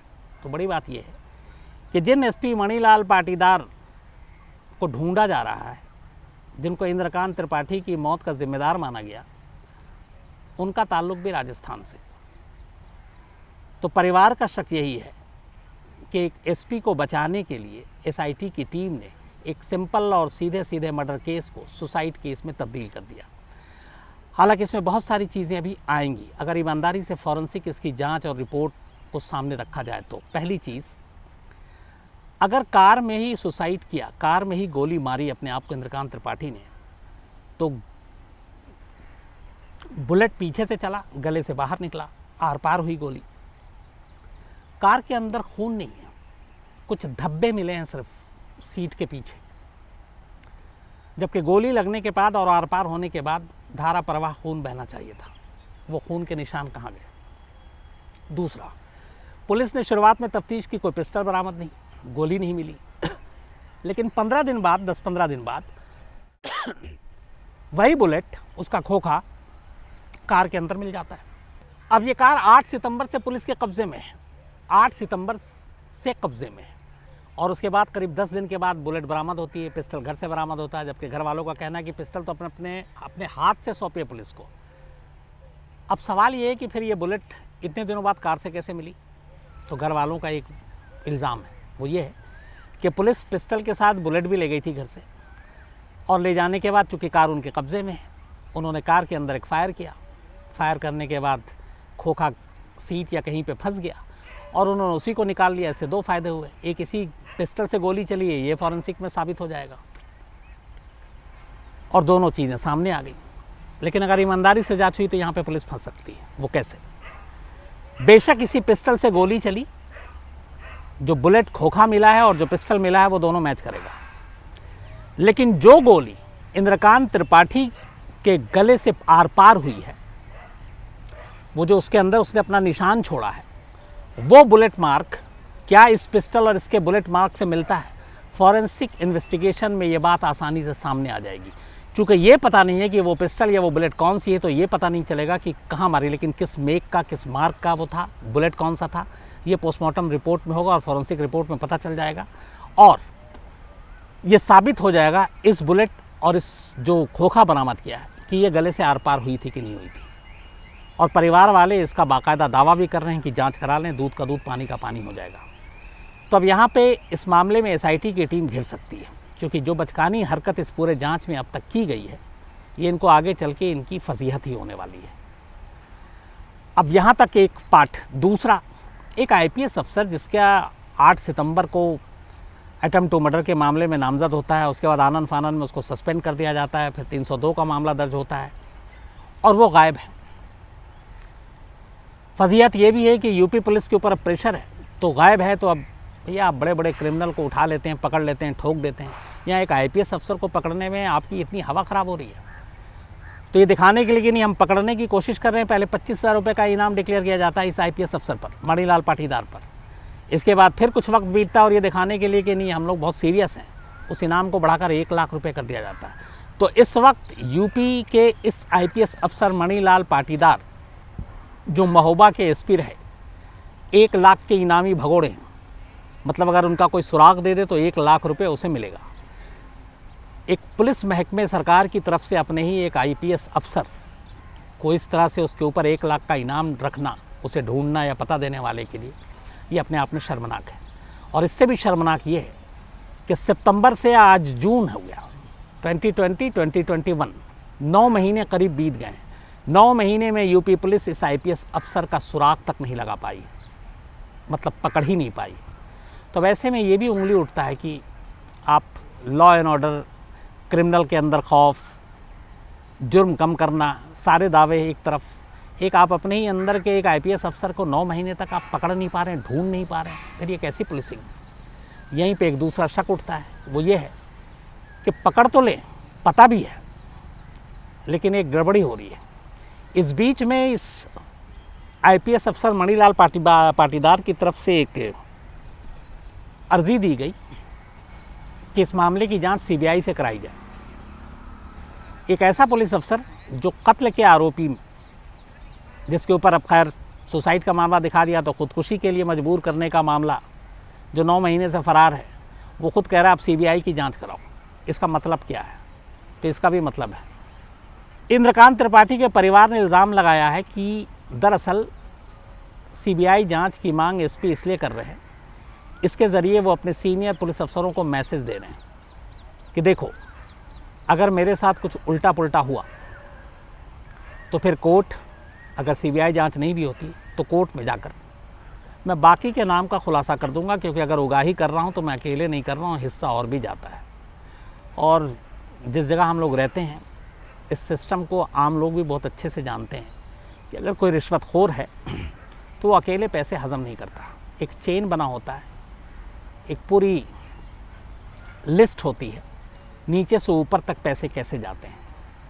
तो बहुत मुमकिन है कि 9 महीने से एक IPS अफसर को यूपी पुलिस इसलिए भी नहीं पकड़ पा रही है क्योंकि लगता है कि उसकी गिरफ्तारी और ज़्यादा उनके लिए मुश्किलें पैदा कर सकती है। क्योंकि अगर उसने ओपनली मीडिया में, कोर्ट में ये कह दिया कि हाँ, इंद्रकांत त्रिपाठी से मैंने पैसे मांगे थे, लेकिन ये पैसे सिर्फ अपने लिए नहीं मांगे थे, ये मेरे से ऊपर जो सीनियर अफसर है उनको भी जाता है हिस्सा, तो फिर चेन लंबी जाएगी, नाम और भी आएंगे। हालांकि मुझे उम्मीद कम है कि ऐसा होगा, क्योंकि इससे पहले भी बहुत सारी चीज़ें हुई, लेकिन ऊपर तक फिर नाम नहीं आ पाता है किसी का। लेकिन कुल मिलाकर इस केस ने यूपी पुलिस को एक तरह से और भी बदनाम कर दिया, क्योंकि एक तरफ एक आईपीएस अफसर आप 9 महीने से नहीं पकड़ पा रहे हैं, तो फिर आपके बाकी दावे पे लोग शक करेंगे। और दूसरा एक ऐसा केस जिसको पहले कत्ल की कोशिश, फिर कत्ल और उसके बाद ख़ुदकुशी में तब्दील करना, इस पे भी शक है। अब इस मामले की जांच कितनी ईमानदारी से होती है मालूम नहीं, क्योंकि एक पुलिस का मामला है और पुलिस की टीम ही जांच कर रही है। तो क्या एक पुलिस की टीम अपने ही पुलिस महकमे के एक अफसर को बचाने के लिए ईमानदारी से जांच करेगी, ये भी एक बड़ा सवाल है। लेकिन कुल मिलाकर जिस तरह से इस केस को हैंडल किया गया और जिस तरीके से 9 महीने से एक आईपीएस अफसर ने पूरी यूपी पुलिस को घुमा रखा है, 1 लाख का सर पे इनाम लेके भी छुपा हुआ है या उसे छुपाया गया है, ये सारी चीज़ें पुलिस महकमे के लिए कम से कम अच्छी नहीं है। मनसुख हिरेन का कत्ल कैसे हुआ, कौन कौन लोग थे, उस दिन क्या हुआ, उस रात क्या हुआ, उसके पहले क्या हुआ, उसके बाद क्या हुआ। तो अफवाहों को अगर हम साइड में रखें, कोर्ट के अंदर एनआईए ने जो चीज़ें कही हैं वो रिकॉर्ड पर है, और उसी रिकॉर्ड के ज़रिए ये पहली बार पता चल रहा है कि 4 मार्च की रात और शाम को क्या कुछ हुआ मनसुख हिरेन के साथ। मनसुख हिरेन का कत्ल किसने किया, क्या सचिन वाजे वहाँ मौजूद थे, क्या प्रदीप शर्मा वहाँ मौजूद थे, कातिल कौन थे, अपने हाथों से किसने मारा। तो ये वो सारी चीज़ें थी जिसके बारे में हर कोई जानना चाहता था, मैं भी जानना चाहता था। और इत्तेफाक से फ्राइडे को जब प्रदीप शर्मा की पुलिस कस्टडी लेने के लिए एनआईए ने एनआईए की कोर्ट में पेश किया, तो अदालत ने पूछा कि आप तो 2 महीने पहले 2 बार पूछताछ कर चुके हैं, अब 2 महीने बाद आपको गिरफ्तारी करने की सूझी, तो 2 महीने तक आप क्या कर रहे थे। तब एनआईए ने बताया कि 2 महीने पहले उन्होंने पूछताछ की थी, तब उन्हें शक था, लेकिन फिर एक ऐसी गिरफ्तारी हुई 17 जून को जिसके बाद प्रदीप शर्मा के खिलाफ पुख्ता सबूत आए, और उसी के बाद प्रदीप शर्मा को लास्ट जो थर्सडे है को गिरफ्तार किया गया। तो जो एनआईए की कहानी है मनसुख हिरेन की, वो कहानी ये है कि 4 मार्च को आपको याद होगा मनसुख हिरेन के मोबाइल पे कॉल आया और किसी क्राइम ब्रांच के पुलिस वाले का फ़ोन था। उसके बाद मनसुख के घर से कह के निकलते हैं कि मैं अभी जाता हूँ और जल्दी लौट आता हूँ। फिर वो एक ऑटो पकड़ते हैं और चले जाते हैं। इसके बाद से मनसुख हिरेन गायब। इसके बाद मनसुख हिरेन की अगले दिन 5 मार्च की सुबह मुमरा क्रीक में लाश मिलती है। तो अब घर से जब वो निकले करीब 8 बजे के आसपास, उसके बाद वो कहाँ थे, तो उस कड़ियों को जोड़ा है सारी एनआईए की टीम ने। मनसुख हिरेन अपने घर से निकलते हैं, ऑटो से निकलते हैं, और उसके बाद वो ठाणे पहुँचते हैं। ठाणे में एक जगह जाते हैं जहाँ पर सचिन वाजे और माणे, जो एक पुलिस इंस्पेक्टर है क्राइम ब्रांच के, वो दोनों वहाँ मनसुख हिरेन का इंतज़ार कर रहे थे। मनसुख हिरेन वहाँ ऑटो से उतरते हैं। इसके बाद सचिन वाजे से मुलाकात होती है, सतीश माणे भी साथ में, जो पुलिस इंस्पेक्टर। इसके बाद थोड़ी देर की बातचीत के बाद सचिन वाजे और माणे ये मनसुख हिरेन को 4 लोगों को सौंप देते हैं, ये कहकर कि वो इनके जानने वाले हैं, सारे दोस्त हैं, तो अब आप वहाँ पहुँच जाओ केस के इस सिलसिले में। अब एग्जैक्ट क्या बात हुई ये पता नहीं, लेकिन ये जो कड़ी जुड़ी, मनसुख हिरेन घर से निकले, उसके बाद वो वहाँ पे पहुँचते हैं जहाँ पे सचिन वाजे मौजूद थे, और फिर घोड़बंदर के पास सचिन वाजे और माणे मिलते हैं। इसके बाद थोड़ी देर की बातचीत होती है। चूँकि मनसुख हिरेन पैदल थे, ऑटो छोड़ चुके थे, सचिन वाजे और माणे वहाँ से निकल लेते हैं 4 लोगों के हवाले करके। और तब तक मनसुख हिरेन को कोई भी शक नहीं था कि उनके साथ अगले पल क्या होने वाला है। वो तो सचिन वाजे चूँकि दोस्त थे, तो जो जैसा कर रहे थे वैसा वो कह रहे थे, वो कर रहे थे। तो इसके बाद जो 4 लोग थे, जाधव, मोतकारी, शेलार बल्कि, और सोनी, ये 4 शख्स थे जिनको हवाले किया सचिन वाजे ने। ये चारों तवेरा कार रेड कलर की गाड़ी में वहाँ पर पहुँचे थे। अब सचिन वाजे निकल गए, मनसुख हिरेन इन 4 लोगों के साथ रेड तवेरा में बैठ जाते हैं। गाड़ी वहाँ से निकल जाती है। वक्त करीब 9 से 10 के बीच का था। इसके बाद एनआईए के मुताबिक थोड़ा आगे जाने के बाद इनमें से 2 लोग, जो सोनी और एक दूसरा शख्स मुतकारी, ये अचानक हमला करते हैं गाड़ी के अंदर ही और मनसुख हिरेन का गला दबाते हैं। मनसुख हिरेन अपना बचाव करने की पूरी कोशिश करते हैं, लेकिन वो बच नहीं पाते। वो दोनों ताकतवर थे। 2 साथी और बैठे हुए थे, वो भी उनकी मदद करते हैं, लेकिन असल गला इन दोनों ने दबाया, और इसके बाद मनसुख हिरेन की गाड़ी में ही मौत हो जाती है। फिर वो गाड़ी को लेकर मुमरा क्रीक पहुंचते हैं और मुमरा क्रीक में ले जाकर लाश को समंदर में फेंक देते हैं।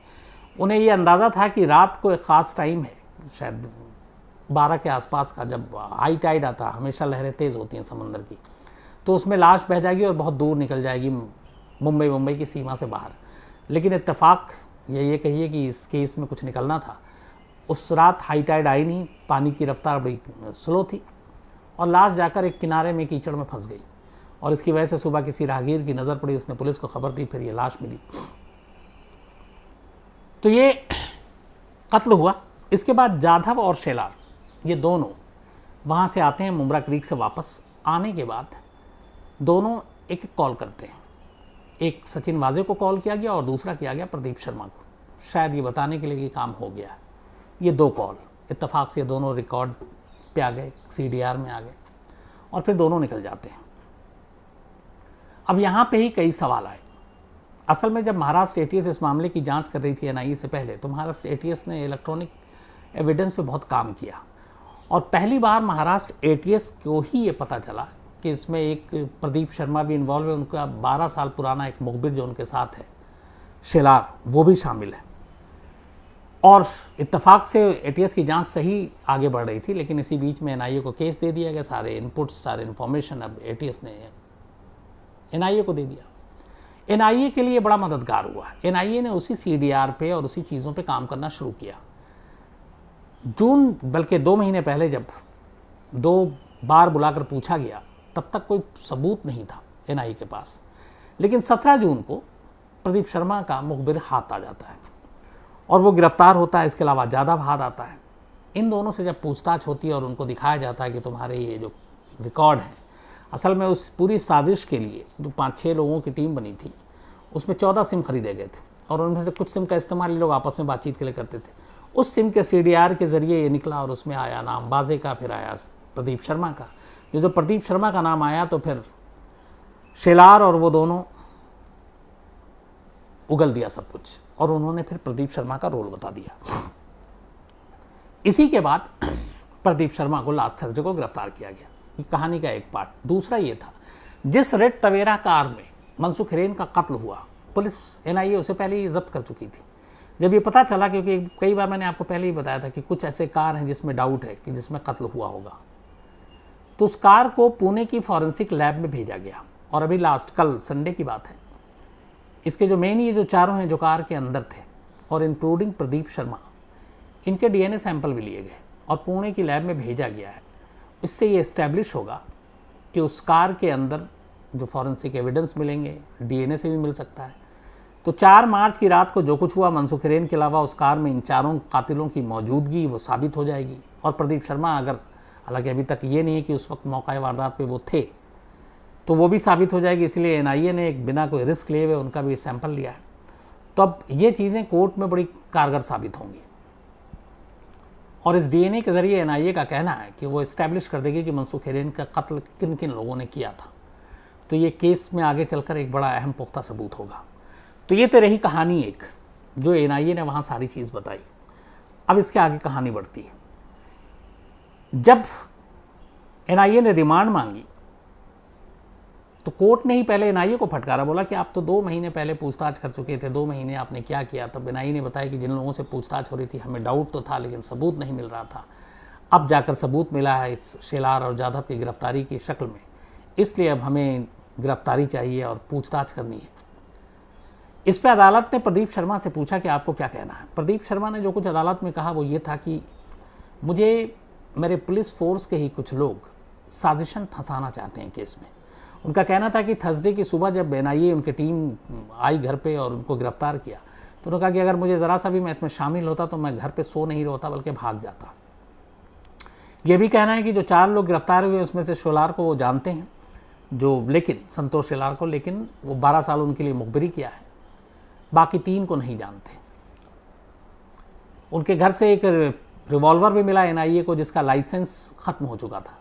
प्रदीप शर्मा ने अदालत को बताया कि 1997 में तब के पुलिस कमिश्नर ने उन्हें ये रिवॉल्वर दिया था। अब 97 में पुलिस कमिश्नर कौन थे मैं इस वक्त मुझे याद नहीं, पर उन्होंने कहा कि इस रिवॉल्वर का लाइसेंस जो है वो रिन्यू कराना भूल गए थे और लोडेड रिवॉल्वर उन्होंने घर में रखा था और बिना लाइसेंस रिन्यू कराए रखना ये भी इलीगल होता है। तो कुल मिलाकर प्रदीप शर्मा ने अपनी बेगुनाही दी। उन्होंने ये भी कहा कि मेरी सचिन वाजे से कोई फ़ोन पे बातचीत नहीं हुई। लेकिन ये रही बातचीत दूसरी तरफ साइंटिफिक एविडेंस, उसमें जो एनआईए ने कोर्ट में रखा है वो ये कि 4 मार्च की रात कातिलों ने कत्ल करने के बाद एक कॉल वाजे को किया और एक प्रदीप शर्मा को तो क्यों किया। 4 मार्च की रात सचिन मनसुख हिरेन का आखिरी लोकेशन जो है मोबाइल का वो प्रदीप शर्मा के घर के बाहर ही क्यों मिला, ये इत्तेफाक है या फिर साजिश। इसके अलावा 2 मार्च को पुलिस कमिश्नर ऑफिस में जाकर सचिन वाजे से प्रदीप शर्मा मुलाकात करते हैं, ये क्या बात थी, जबकि प्रदीप शर्मा 2019 में रिटायर हो चुके हैं पुलिस फोर्स से, चुनाव लड़ा, उसके बाद नेता बन गया, शिवसेना ज्वाइन किया, अपनी संस्था चलाते हैं। तो फिर भी क्राइम ब्रांच में लोगों से मिलना जुलना और ये सारी चीज़ों का लेना देना क्या मतलब है। तो ये सारी चीज़ हो गई। अब यहाँ तक तो सब ठीक है। अब थोड़ा सा मैं आपको याद दिलाता हूँ, जब शुरुआत हुई तो एनआईए ने ये कहा कि सचिन वाजे एंटीलिया साजिश का मास्टरमाइंड है। सचिन वाजे ने क्यों रची ये साजिश, क्यों प्लान किया उसने बॉम्ब गाड़ी के आगे। तो कहानी ये आई कि सचिन वाजे 16 साल की बर्खास्तगी के बाद वापस पुलिस फोर्स में आया था और वो कुछ बड़ा करना चाहता था, वाहवाही लूटना चाहता था अपने सीनियर अफसरों का, तो ऐसा कोई काम करना चाहता था और देश के सबसे अमीर आदमी अंबानी के घर के बाहर का कोई केस सॉल्व कर दे, इससे बड़ा क्या होगा। तो इसीलिए उसने ये प्लानिंग की, ये साजिश रची और बाद में मनसुख हिरेन को भी उसने इस साजिश में शामिल किया। लेकिन उसे लगा कि मनसुख हिरेन कमज़ोर कड़ी है, मुंह खोल देगा, तो इसलिए उसने मनसुख हिरेन को रास्ते से हटा दिया। ये पहली कहानी थी, पहली थ्योरी थी। अब लेकिन जब ये बात आगे बढ़ी और प्रदीप शर्मा की गिरफ्तारी ने इस थ्योरी पर सवाल खड़ा कर दिया। सवाल कैसे, अगर ये पूरी साजिश सचिन वाजे के दिमाग की उपज थी, वो वाहवाही खुद लूटना चाहता था, तो सवाल ये है कि फिर प्रदीप शर्मा इसकी साजिश में उसकी मदद करने के लिए आगे क्यों आए। ये सवाल इसलिए इंपॉर्टेंट है क्योंकि प्रदीप शर्मा का मुंबई पुलिस फोर्स से कोई लेना देना नहीं, 2019 में रिटायर हो चुके हैं, उसका चुनाव लड़ा है। वाहवाही लूटनी है सचिन वाजे को, उस वाहवाही लूटने में प्रदीप शर्मा का क्या फ़ायदा। यहाँ कोई उगाही भी नहीं हुई एक एंटीलिया के बाहर गाड़ी रखकर, या फिर ऐसा है कि केस अंबानी पैसा देंगे इतना सारा कि भैया तुमने हमारे घर और हमारी जान बचा ली, ऐसा भी अभी कोई सीन नहीं है। तो फिर फाइनेंशियली फ़ायदा है नहीं, सिर्फ वो अपनी वाहवाही लूटना चाहता है। अगर मान ले सचिन वाजे वो अपने सीनियर अफसरों की नज़र में हीरो बनना चाहता है, मीडिया में फ़ोटो देखना चाहता है, टीवी पे आना चाहता है और सब कुछ वाहवाही और शाबाशी बटोरने के लिए है। तो एक दूसरा शख्स, बेशक वो उसको जानता है, उसका गुरु है, लेकिन प्रदीप शर्मा का इन्वॉल्वमेंट फिर कोई तुक नहीं बनता। या तो बहुत बड़ा कोई फाइनेंशियल फ़ायदा हो रहा है, पैसे मिल रहे हैं करोड़ों रुपए, तब तो समझ में आता है। सचिन वाजे को हीरो बनाने के लिए प्रदीप शर्मा जोखिम उठाकर क्यों उसकी मदद करेगा, पहला। दूसरा, फिर वो कत्ल वाले मामले में भी क्यों शामिल होगा। तो इसीलिए सचिन वाजे मास्टरमाइंड है, ये थ्योरी खारिज। अब दूसरी ये है कि सचिन वाजे के साथ फिर गुरु प्रदीप शर्मा शामिल। प्रदीप शर्मा क्यों साजिश रचेंगे, अब यहाँ ये सवाल उठता है। वो ये इसलिए कि प्रदीप शर्मा अब पुलिस फोर्स में तो है नहीं।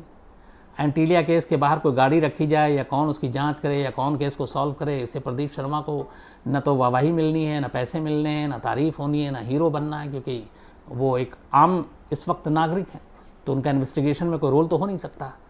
तो उनका इससे क्या लेना देना, वो क्यों शामिल होंगे। यही दो चीज़ फिर तीसरी तरफ इशारा करती है। सचिन वाजे और प्रदीप शर्मा, इन दोनों को एंटीलिया साजिश की पूरी जो तैयारी थी, जो साजिश रची गई थी, क्या ये मुमकिन है कि इन दोनों को मोहरा बनाया गया और मोहरा बनाने वाला इनका भी बाप है, मतलब वो इनसे भी कोई सीनियर अफसर है। तो हो सकता है उस बड़े शख्स के कहने पर इन दोनों ने ये साजिश रची और यहाँ पे ये बात गले उतर सकती, इसलिए कि बेशक अब प्रदीप शर्मा मुंबई पुलिस से रिटायर, पुलिस से कोई लेना देना नहीं, राजनीति में है, लेकिन अगर कोई बड़ा कहता है कि तुम ऐसा करो, इसके बदले में हम तुम्हें कुछ देंगे, तो वहाँ पे बात बन सकती है। लेकिन फिर बात वहाँ पे एक सवाल ये आती है कि अगर मोहरा कोई मास्टरमाइंड तीसरा है, जो बड़ा है, सीनियर है, उसकी मंशा क्या, वो क्यों एंटीलिया के बाहर इस तरह का प्लान कर रहा था, उससे उसको क्या मिलना था। अब ये सवाल यहाँ, क्योंकि किसी भी क्राइम में मोटिव सबसे इंपॉर्टेंट होता है, मकसद क्या था। यहाँ आप 10 लोग अभी तक गिरफ्तार हो चुके हैं, इसमें से आधे पुलिस वाले हैं। अब प्रदीप शर्मा इनकाउंटर स्पेशलिस्ट भी हो गए, सचिन वाजे हो गए, रियाज काजी हो गए, माने हो गए, ये सारे पुलिस वाले हैं। तो मोटिव क्या, इतने पुलिस वाले एक साजिश में क्यों इन्वॉल्व हैं, उन्हें कौन नचा रहा है, उन्हें कौन बता रहा है कि ये सब कुछ करना है। और सबसे बड़ी बात, एंटीलिया के बाहर रखकर एक विस्फोटक गाड़ी में आखिर इससे हासिल क्या करना चाहते। सिर्फ वाहवाही, शाबाशी, या बात कुछ और है? एनआईए के जो सोर्सेज हैं उनका ये कहना है कि उन्हें यकीन है कि ये साजिश की जड़ें बहुत गहरी हैं और ये जड़ें सिर्फ सचिन वाजे के बाद प्रदीप शर्मा तक जाकर नहीं रुकती हैं, बल्कि इसे अभी खोदने की ज़रूरत है। प्रदीप शर्मा के आगे भी ये बात जाएगी। प्रदीप शर्मा 28 जून तक एनआईए की हिरासत में है, एक हफ्ता अभी बाकी है। हो सकता है इसे एक हफ्ते में एनआईए की टीम को बड़ा सबूत निकाल ले, हो सकता है इसे एक हफ्ते में प्रदीप शर्मा ही अपनी मुंह खोल दे, और हो सकता है इसे एक हफ्ते में इससे बड़ा कोई चेहरा सामने आ जाए मास्टरमाइंड के तौर पर। तो कुल मिलाकर अभी कहानी ख़त्म नहीं हुई है, पिक्चर अभी बाकी है और यकीन मानिए इसमें आगे कुछ ना कुछ होगा। क्या होगा ये मुझे नहीं मालूम, लेकिन अगर एनआईए के ऑफिसर जो ऑफिशियल्स हैं उनकी बातों पे यकीन करें तो ये साजिश यहीं पे आके नहीं ठहरती, ना टिकती है, ना रुकती है। कहानी अभी आगे जाएगी और हो सकता है एक मास्टरमाइंड का चेहरा सामने आए। तो फिलहाल हर एक की नज़र एंटीलिया केस पे है। फिर से 2 महीने की खामोशी के बाद कोरोना की वजह से ये सारी चीज़ें रुकी हुई थी, लेकिन अब अचानक डेवलपमेंट शुरू हो गया है।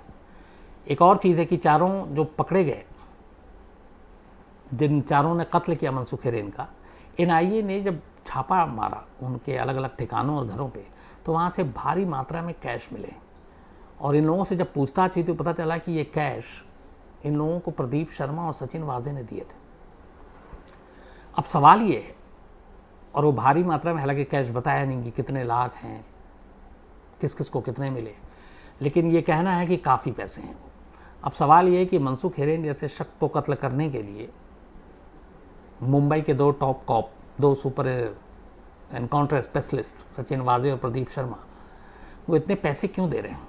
फिर याद आता आपको या कि वो होटल में जो बैग सीसीटीवी में मिला था जिसमें कहते हैं कि बहुत सारे नोट थे, नोट गिनने की मशीन भी थी।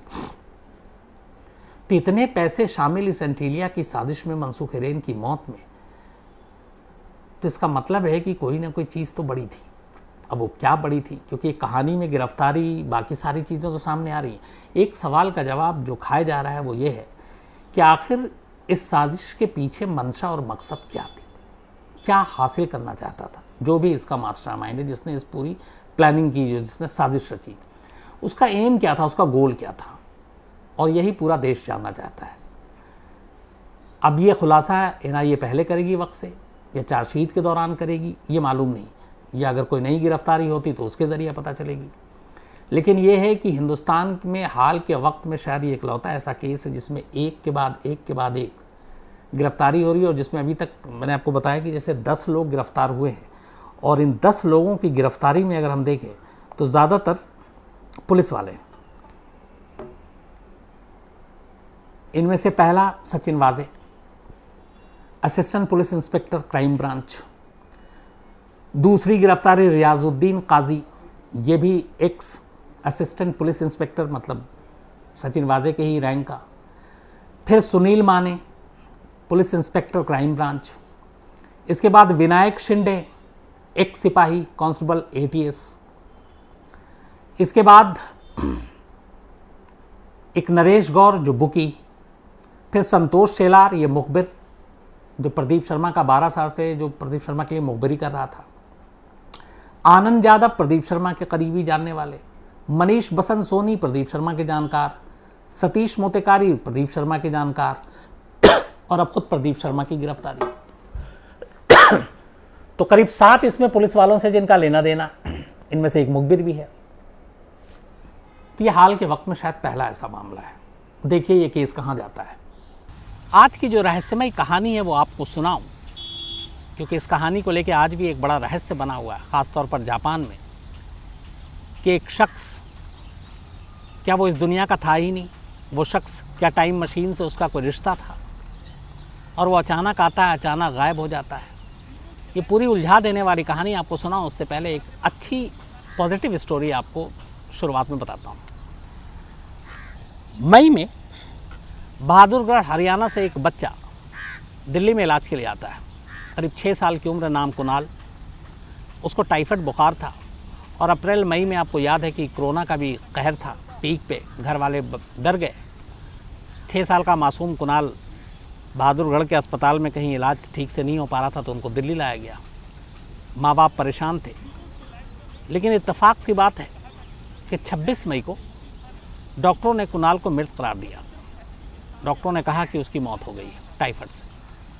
अब टाइफाइड से मौत के बाद माँ बाप का बुरा हाल रो रो कर, लेकिन कुदरत के आगे क्या करते, किसी तरीके से वो अपने बच्चे को फिर घर ले जाने का फैसला करते हैं।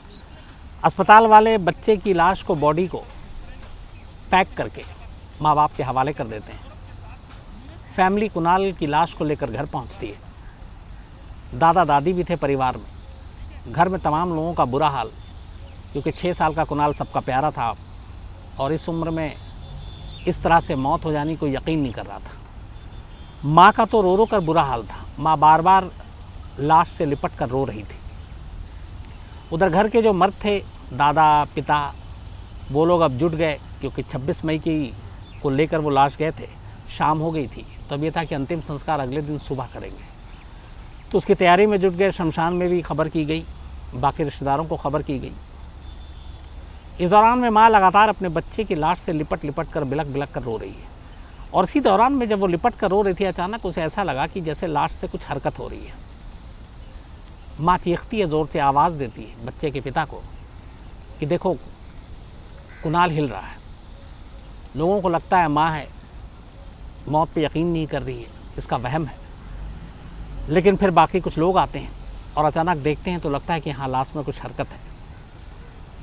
अब इसके बाद कुछ उसके सीने पे, जो उन लोगों को पता था, जो उन्होंने सीखा था, सीने पे दोनों हाथ रख के प्रेस करते हैं कि शायद उसकी सांसें चलने लगे। पिता जो है वो मुंह से सांस देने की कोशिश करने लगता है, और जब वो मुंह से सांस रहे थे, अचानक उन्हें एहसास होता है कि उनके होंठ को उनके बेटे ने काट लिया है। उसके बाद वो अचानक चौंक उठते हैं। फिर लगता है कि बच्चे की जिस्म में अभी भी जान है। पूरा घर खुशी और गम के इस मिले जुले माहौल के बीच बच्चे को लेके भागता है रोहतक के हॉस्पिटल में। रोहतक ले जाया जाता है, डॉक्टर देखते हैं और हैरत अंगेज तौर पे पता चलता है कि बच्चे के अंदर अभी जान है। इसके बाद उसका इलाज शुरू करते हैं। 24 घंटे के अंदर बच्चा बिल्कुल ठीक हो जाता है। 27 या 28 मई को 6 साल का कुणाल जिंदा अपने घर लौट आता है। माँ बाप की खुशी का ठिकाना नहीं। माँ का यही था कि भगवान ने मेरे बच्चे को लौटा दिया। पिता ने ये कहा कि मेरे होंठ इसने काटे, लेकिन इस काटने से जो मुझे खुशी हुई, वो दुनिया में शायद कभी वैसी खुशी मुझे नहीं नसीब होगी, क्योंकि इस काटने से मुझे ये एहसास हुआ कि मेरा बेटा ज़िंदा है। तो पूरा घर खुश, दादा दादी खुश, और कुणाल, जिसे दिल्ली के अस्पताल के डॉक्टरों ने मृत करार दिया था, वो ज़िंदा हो गया है। और पूरा परिवार, पूरा गांव, जो जिसको भी ये खबर पता चली, वो सभी बेहद खुश। कुछ चमत्कार कह रहे हैं, कुछ भगवान की बातें कर रहे हैं। अब यहाँ सवाल लेकिन एक है कि आखिर ऐसा हुआ कैसे? क्योंकि साइंस, मेडिकल, इन चीज़ों में इनका नज़रिया अलग है।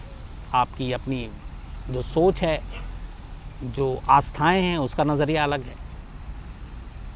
तो कहीं ना कहीं ऐसा तो नहीं है, क्योंकि कुछ डॉक्टरों से जब बात हुई, उन लोगों ने फिर बताया कि अस्पताल की लापरवाही थी। बहुत मुमकिन है कि कुणाल बेहोश था और डॉक्टरों ने समझा कि उसकी मौत हो गई और उन्होंने बॉडी पैक करके उसको वापस कर दिया। तो ये एक अच्छी खबर थी। कम से कम जो भी है, आज कुणाल अपने घर वालों के साथ है। आज के अखबारों में ये खबर भी छपी है, भास्कर ने भी इस खबर को छापा है। तो वहीं से फिर दीपक ने मुझे बताया, तो मुझे लगा कि आपके साथ ये खबर शेयर करनी चाहिए, और इस खबर को शूट करने के लिए टीम को भी भेजा जा रहा है। तो ये तो थी एक गुड न्यूज़, अच्छी खबर।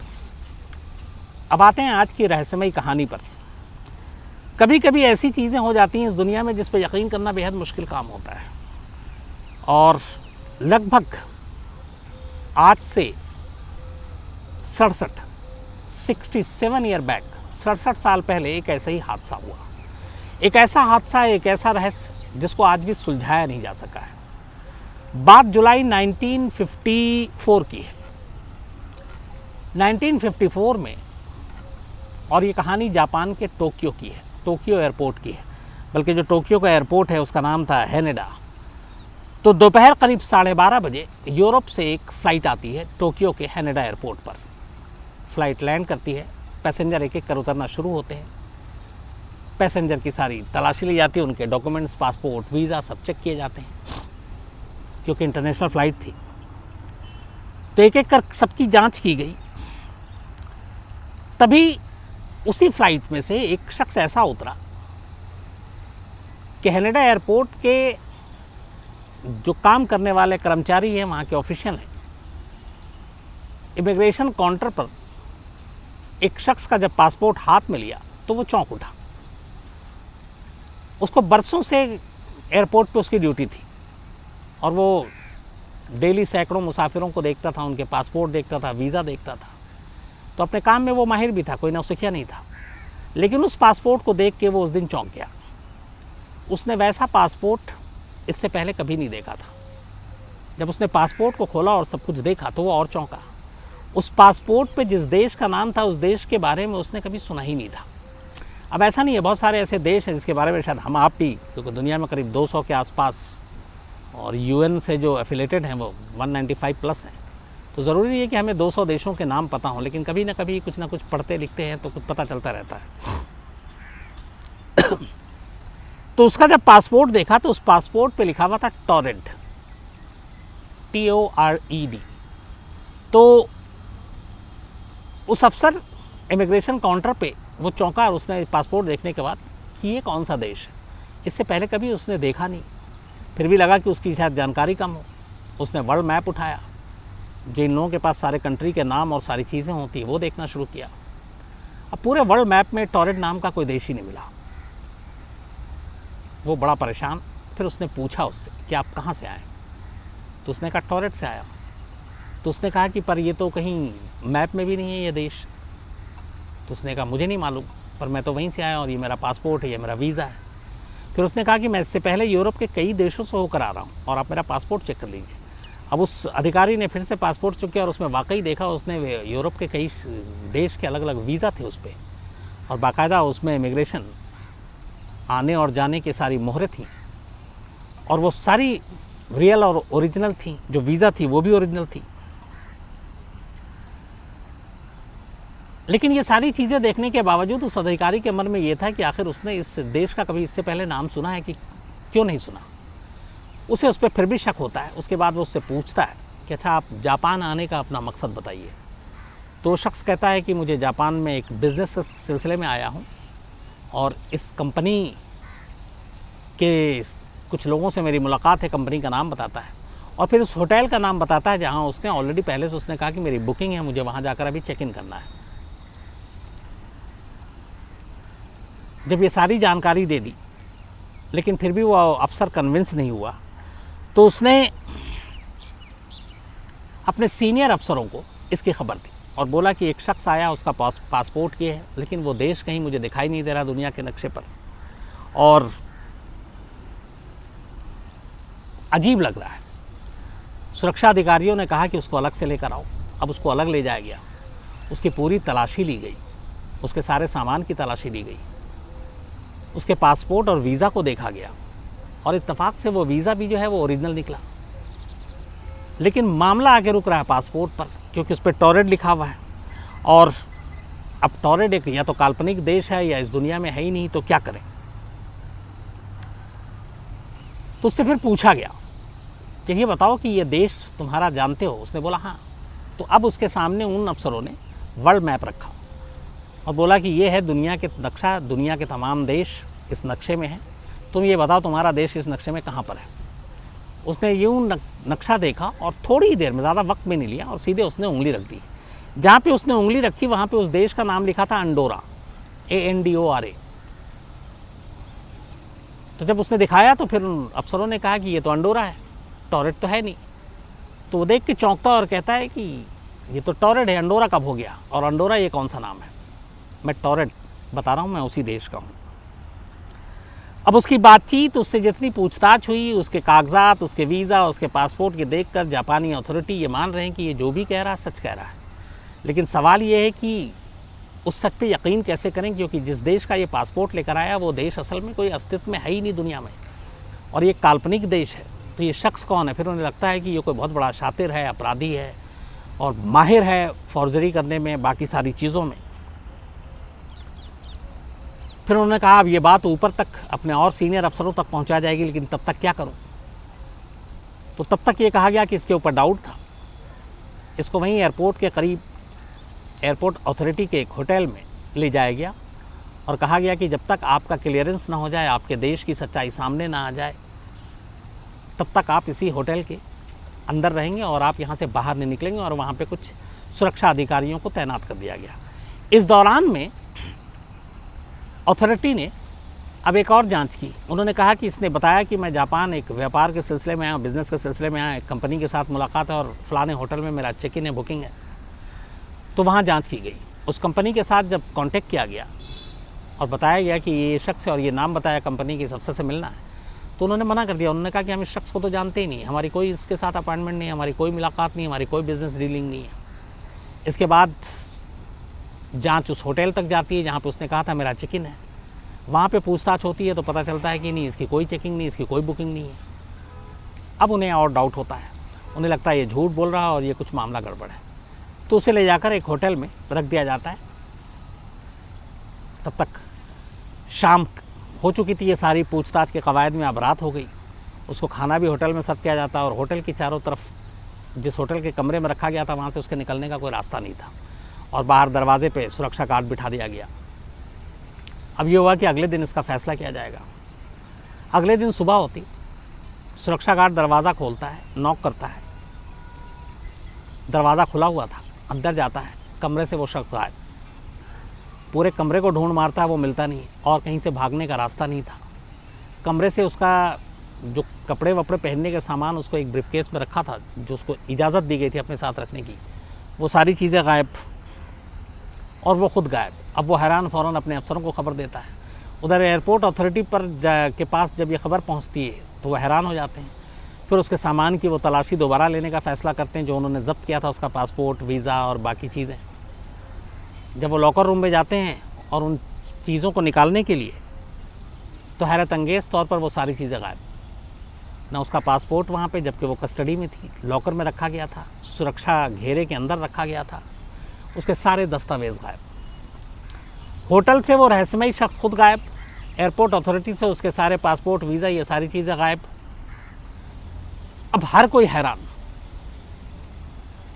कि एक शख्स कैसे पासपोर्ट पे आया, जो पासपोर्ट जिस देश का है वो देश इस दुनिया में नहीं है, और वो शख्स जो पासपोर्ट पे वीज़ा और यूरोप के दौरा करने की बात कर रहा है, वो सारे वीज़ा ओरिजिनल हैं, लेकिन वो अचानक रात को अपने कमरे से रहस्यमयी तरीके से भरी सुरक्षा घेरे को तोड़कर गायब। उसका सामान जो उससे भी ज़्यादा महफूज जगह पर रखा गया था, वो सारी चीज़ें गायब। तो आखिर ये था क्या? इसको लेके जापान में बड़ी कहानियाँ आई, बहुत सारी स्टोरीज छपी।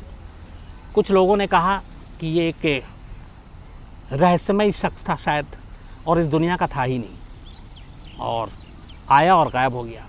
कुछ लोगों ने अंदाज़ा लगाया कि ये टाइम मशीन का चक्कर है और टाइम मशीन के ज़रिए वो गलती से यहाँ आ गया, फिर उसे लगा कि अब उसका पोल खुल जाएगा, सारी चीज़ें खुल जाएंगी, तो वो गायब हो गया।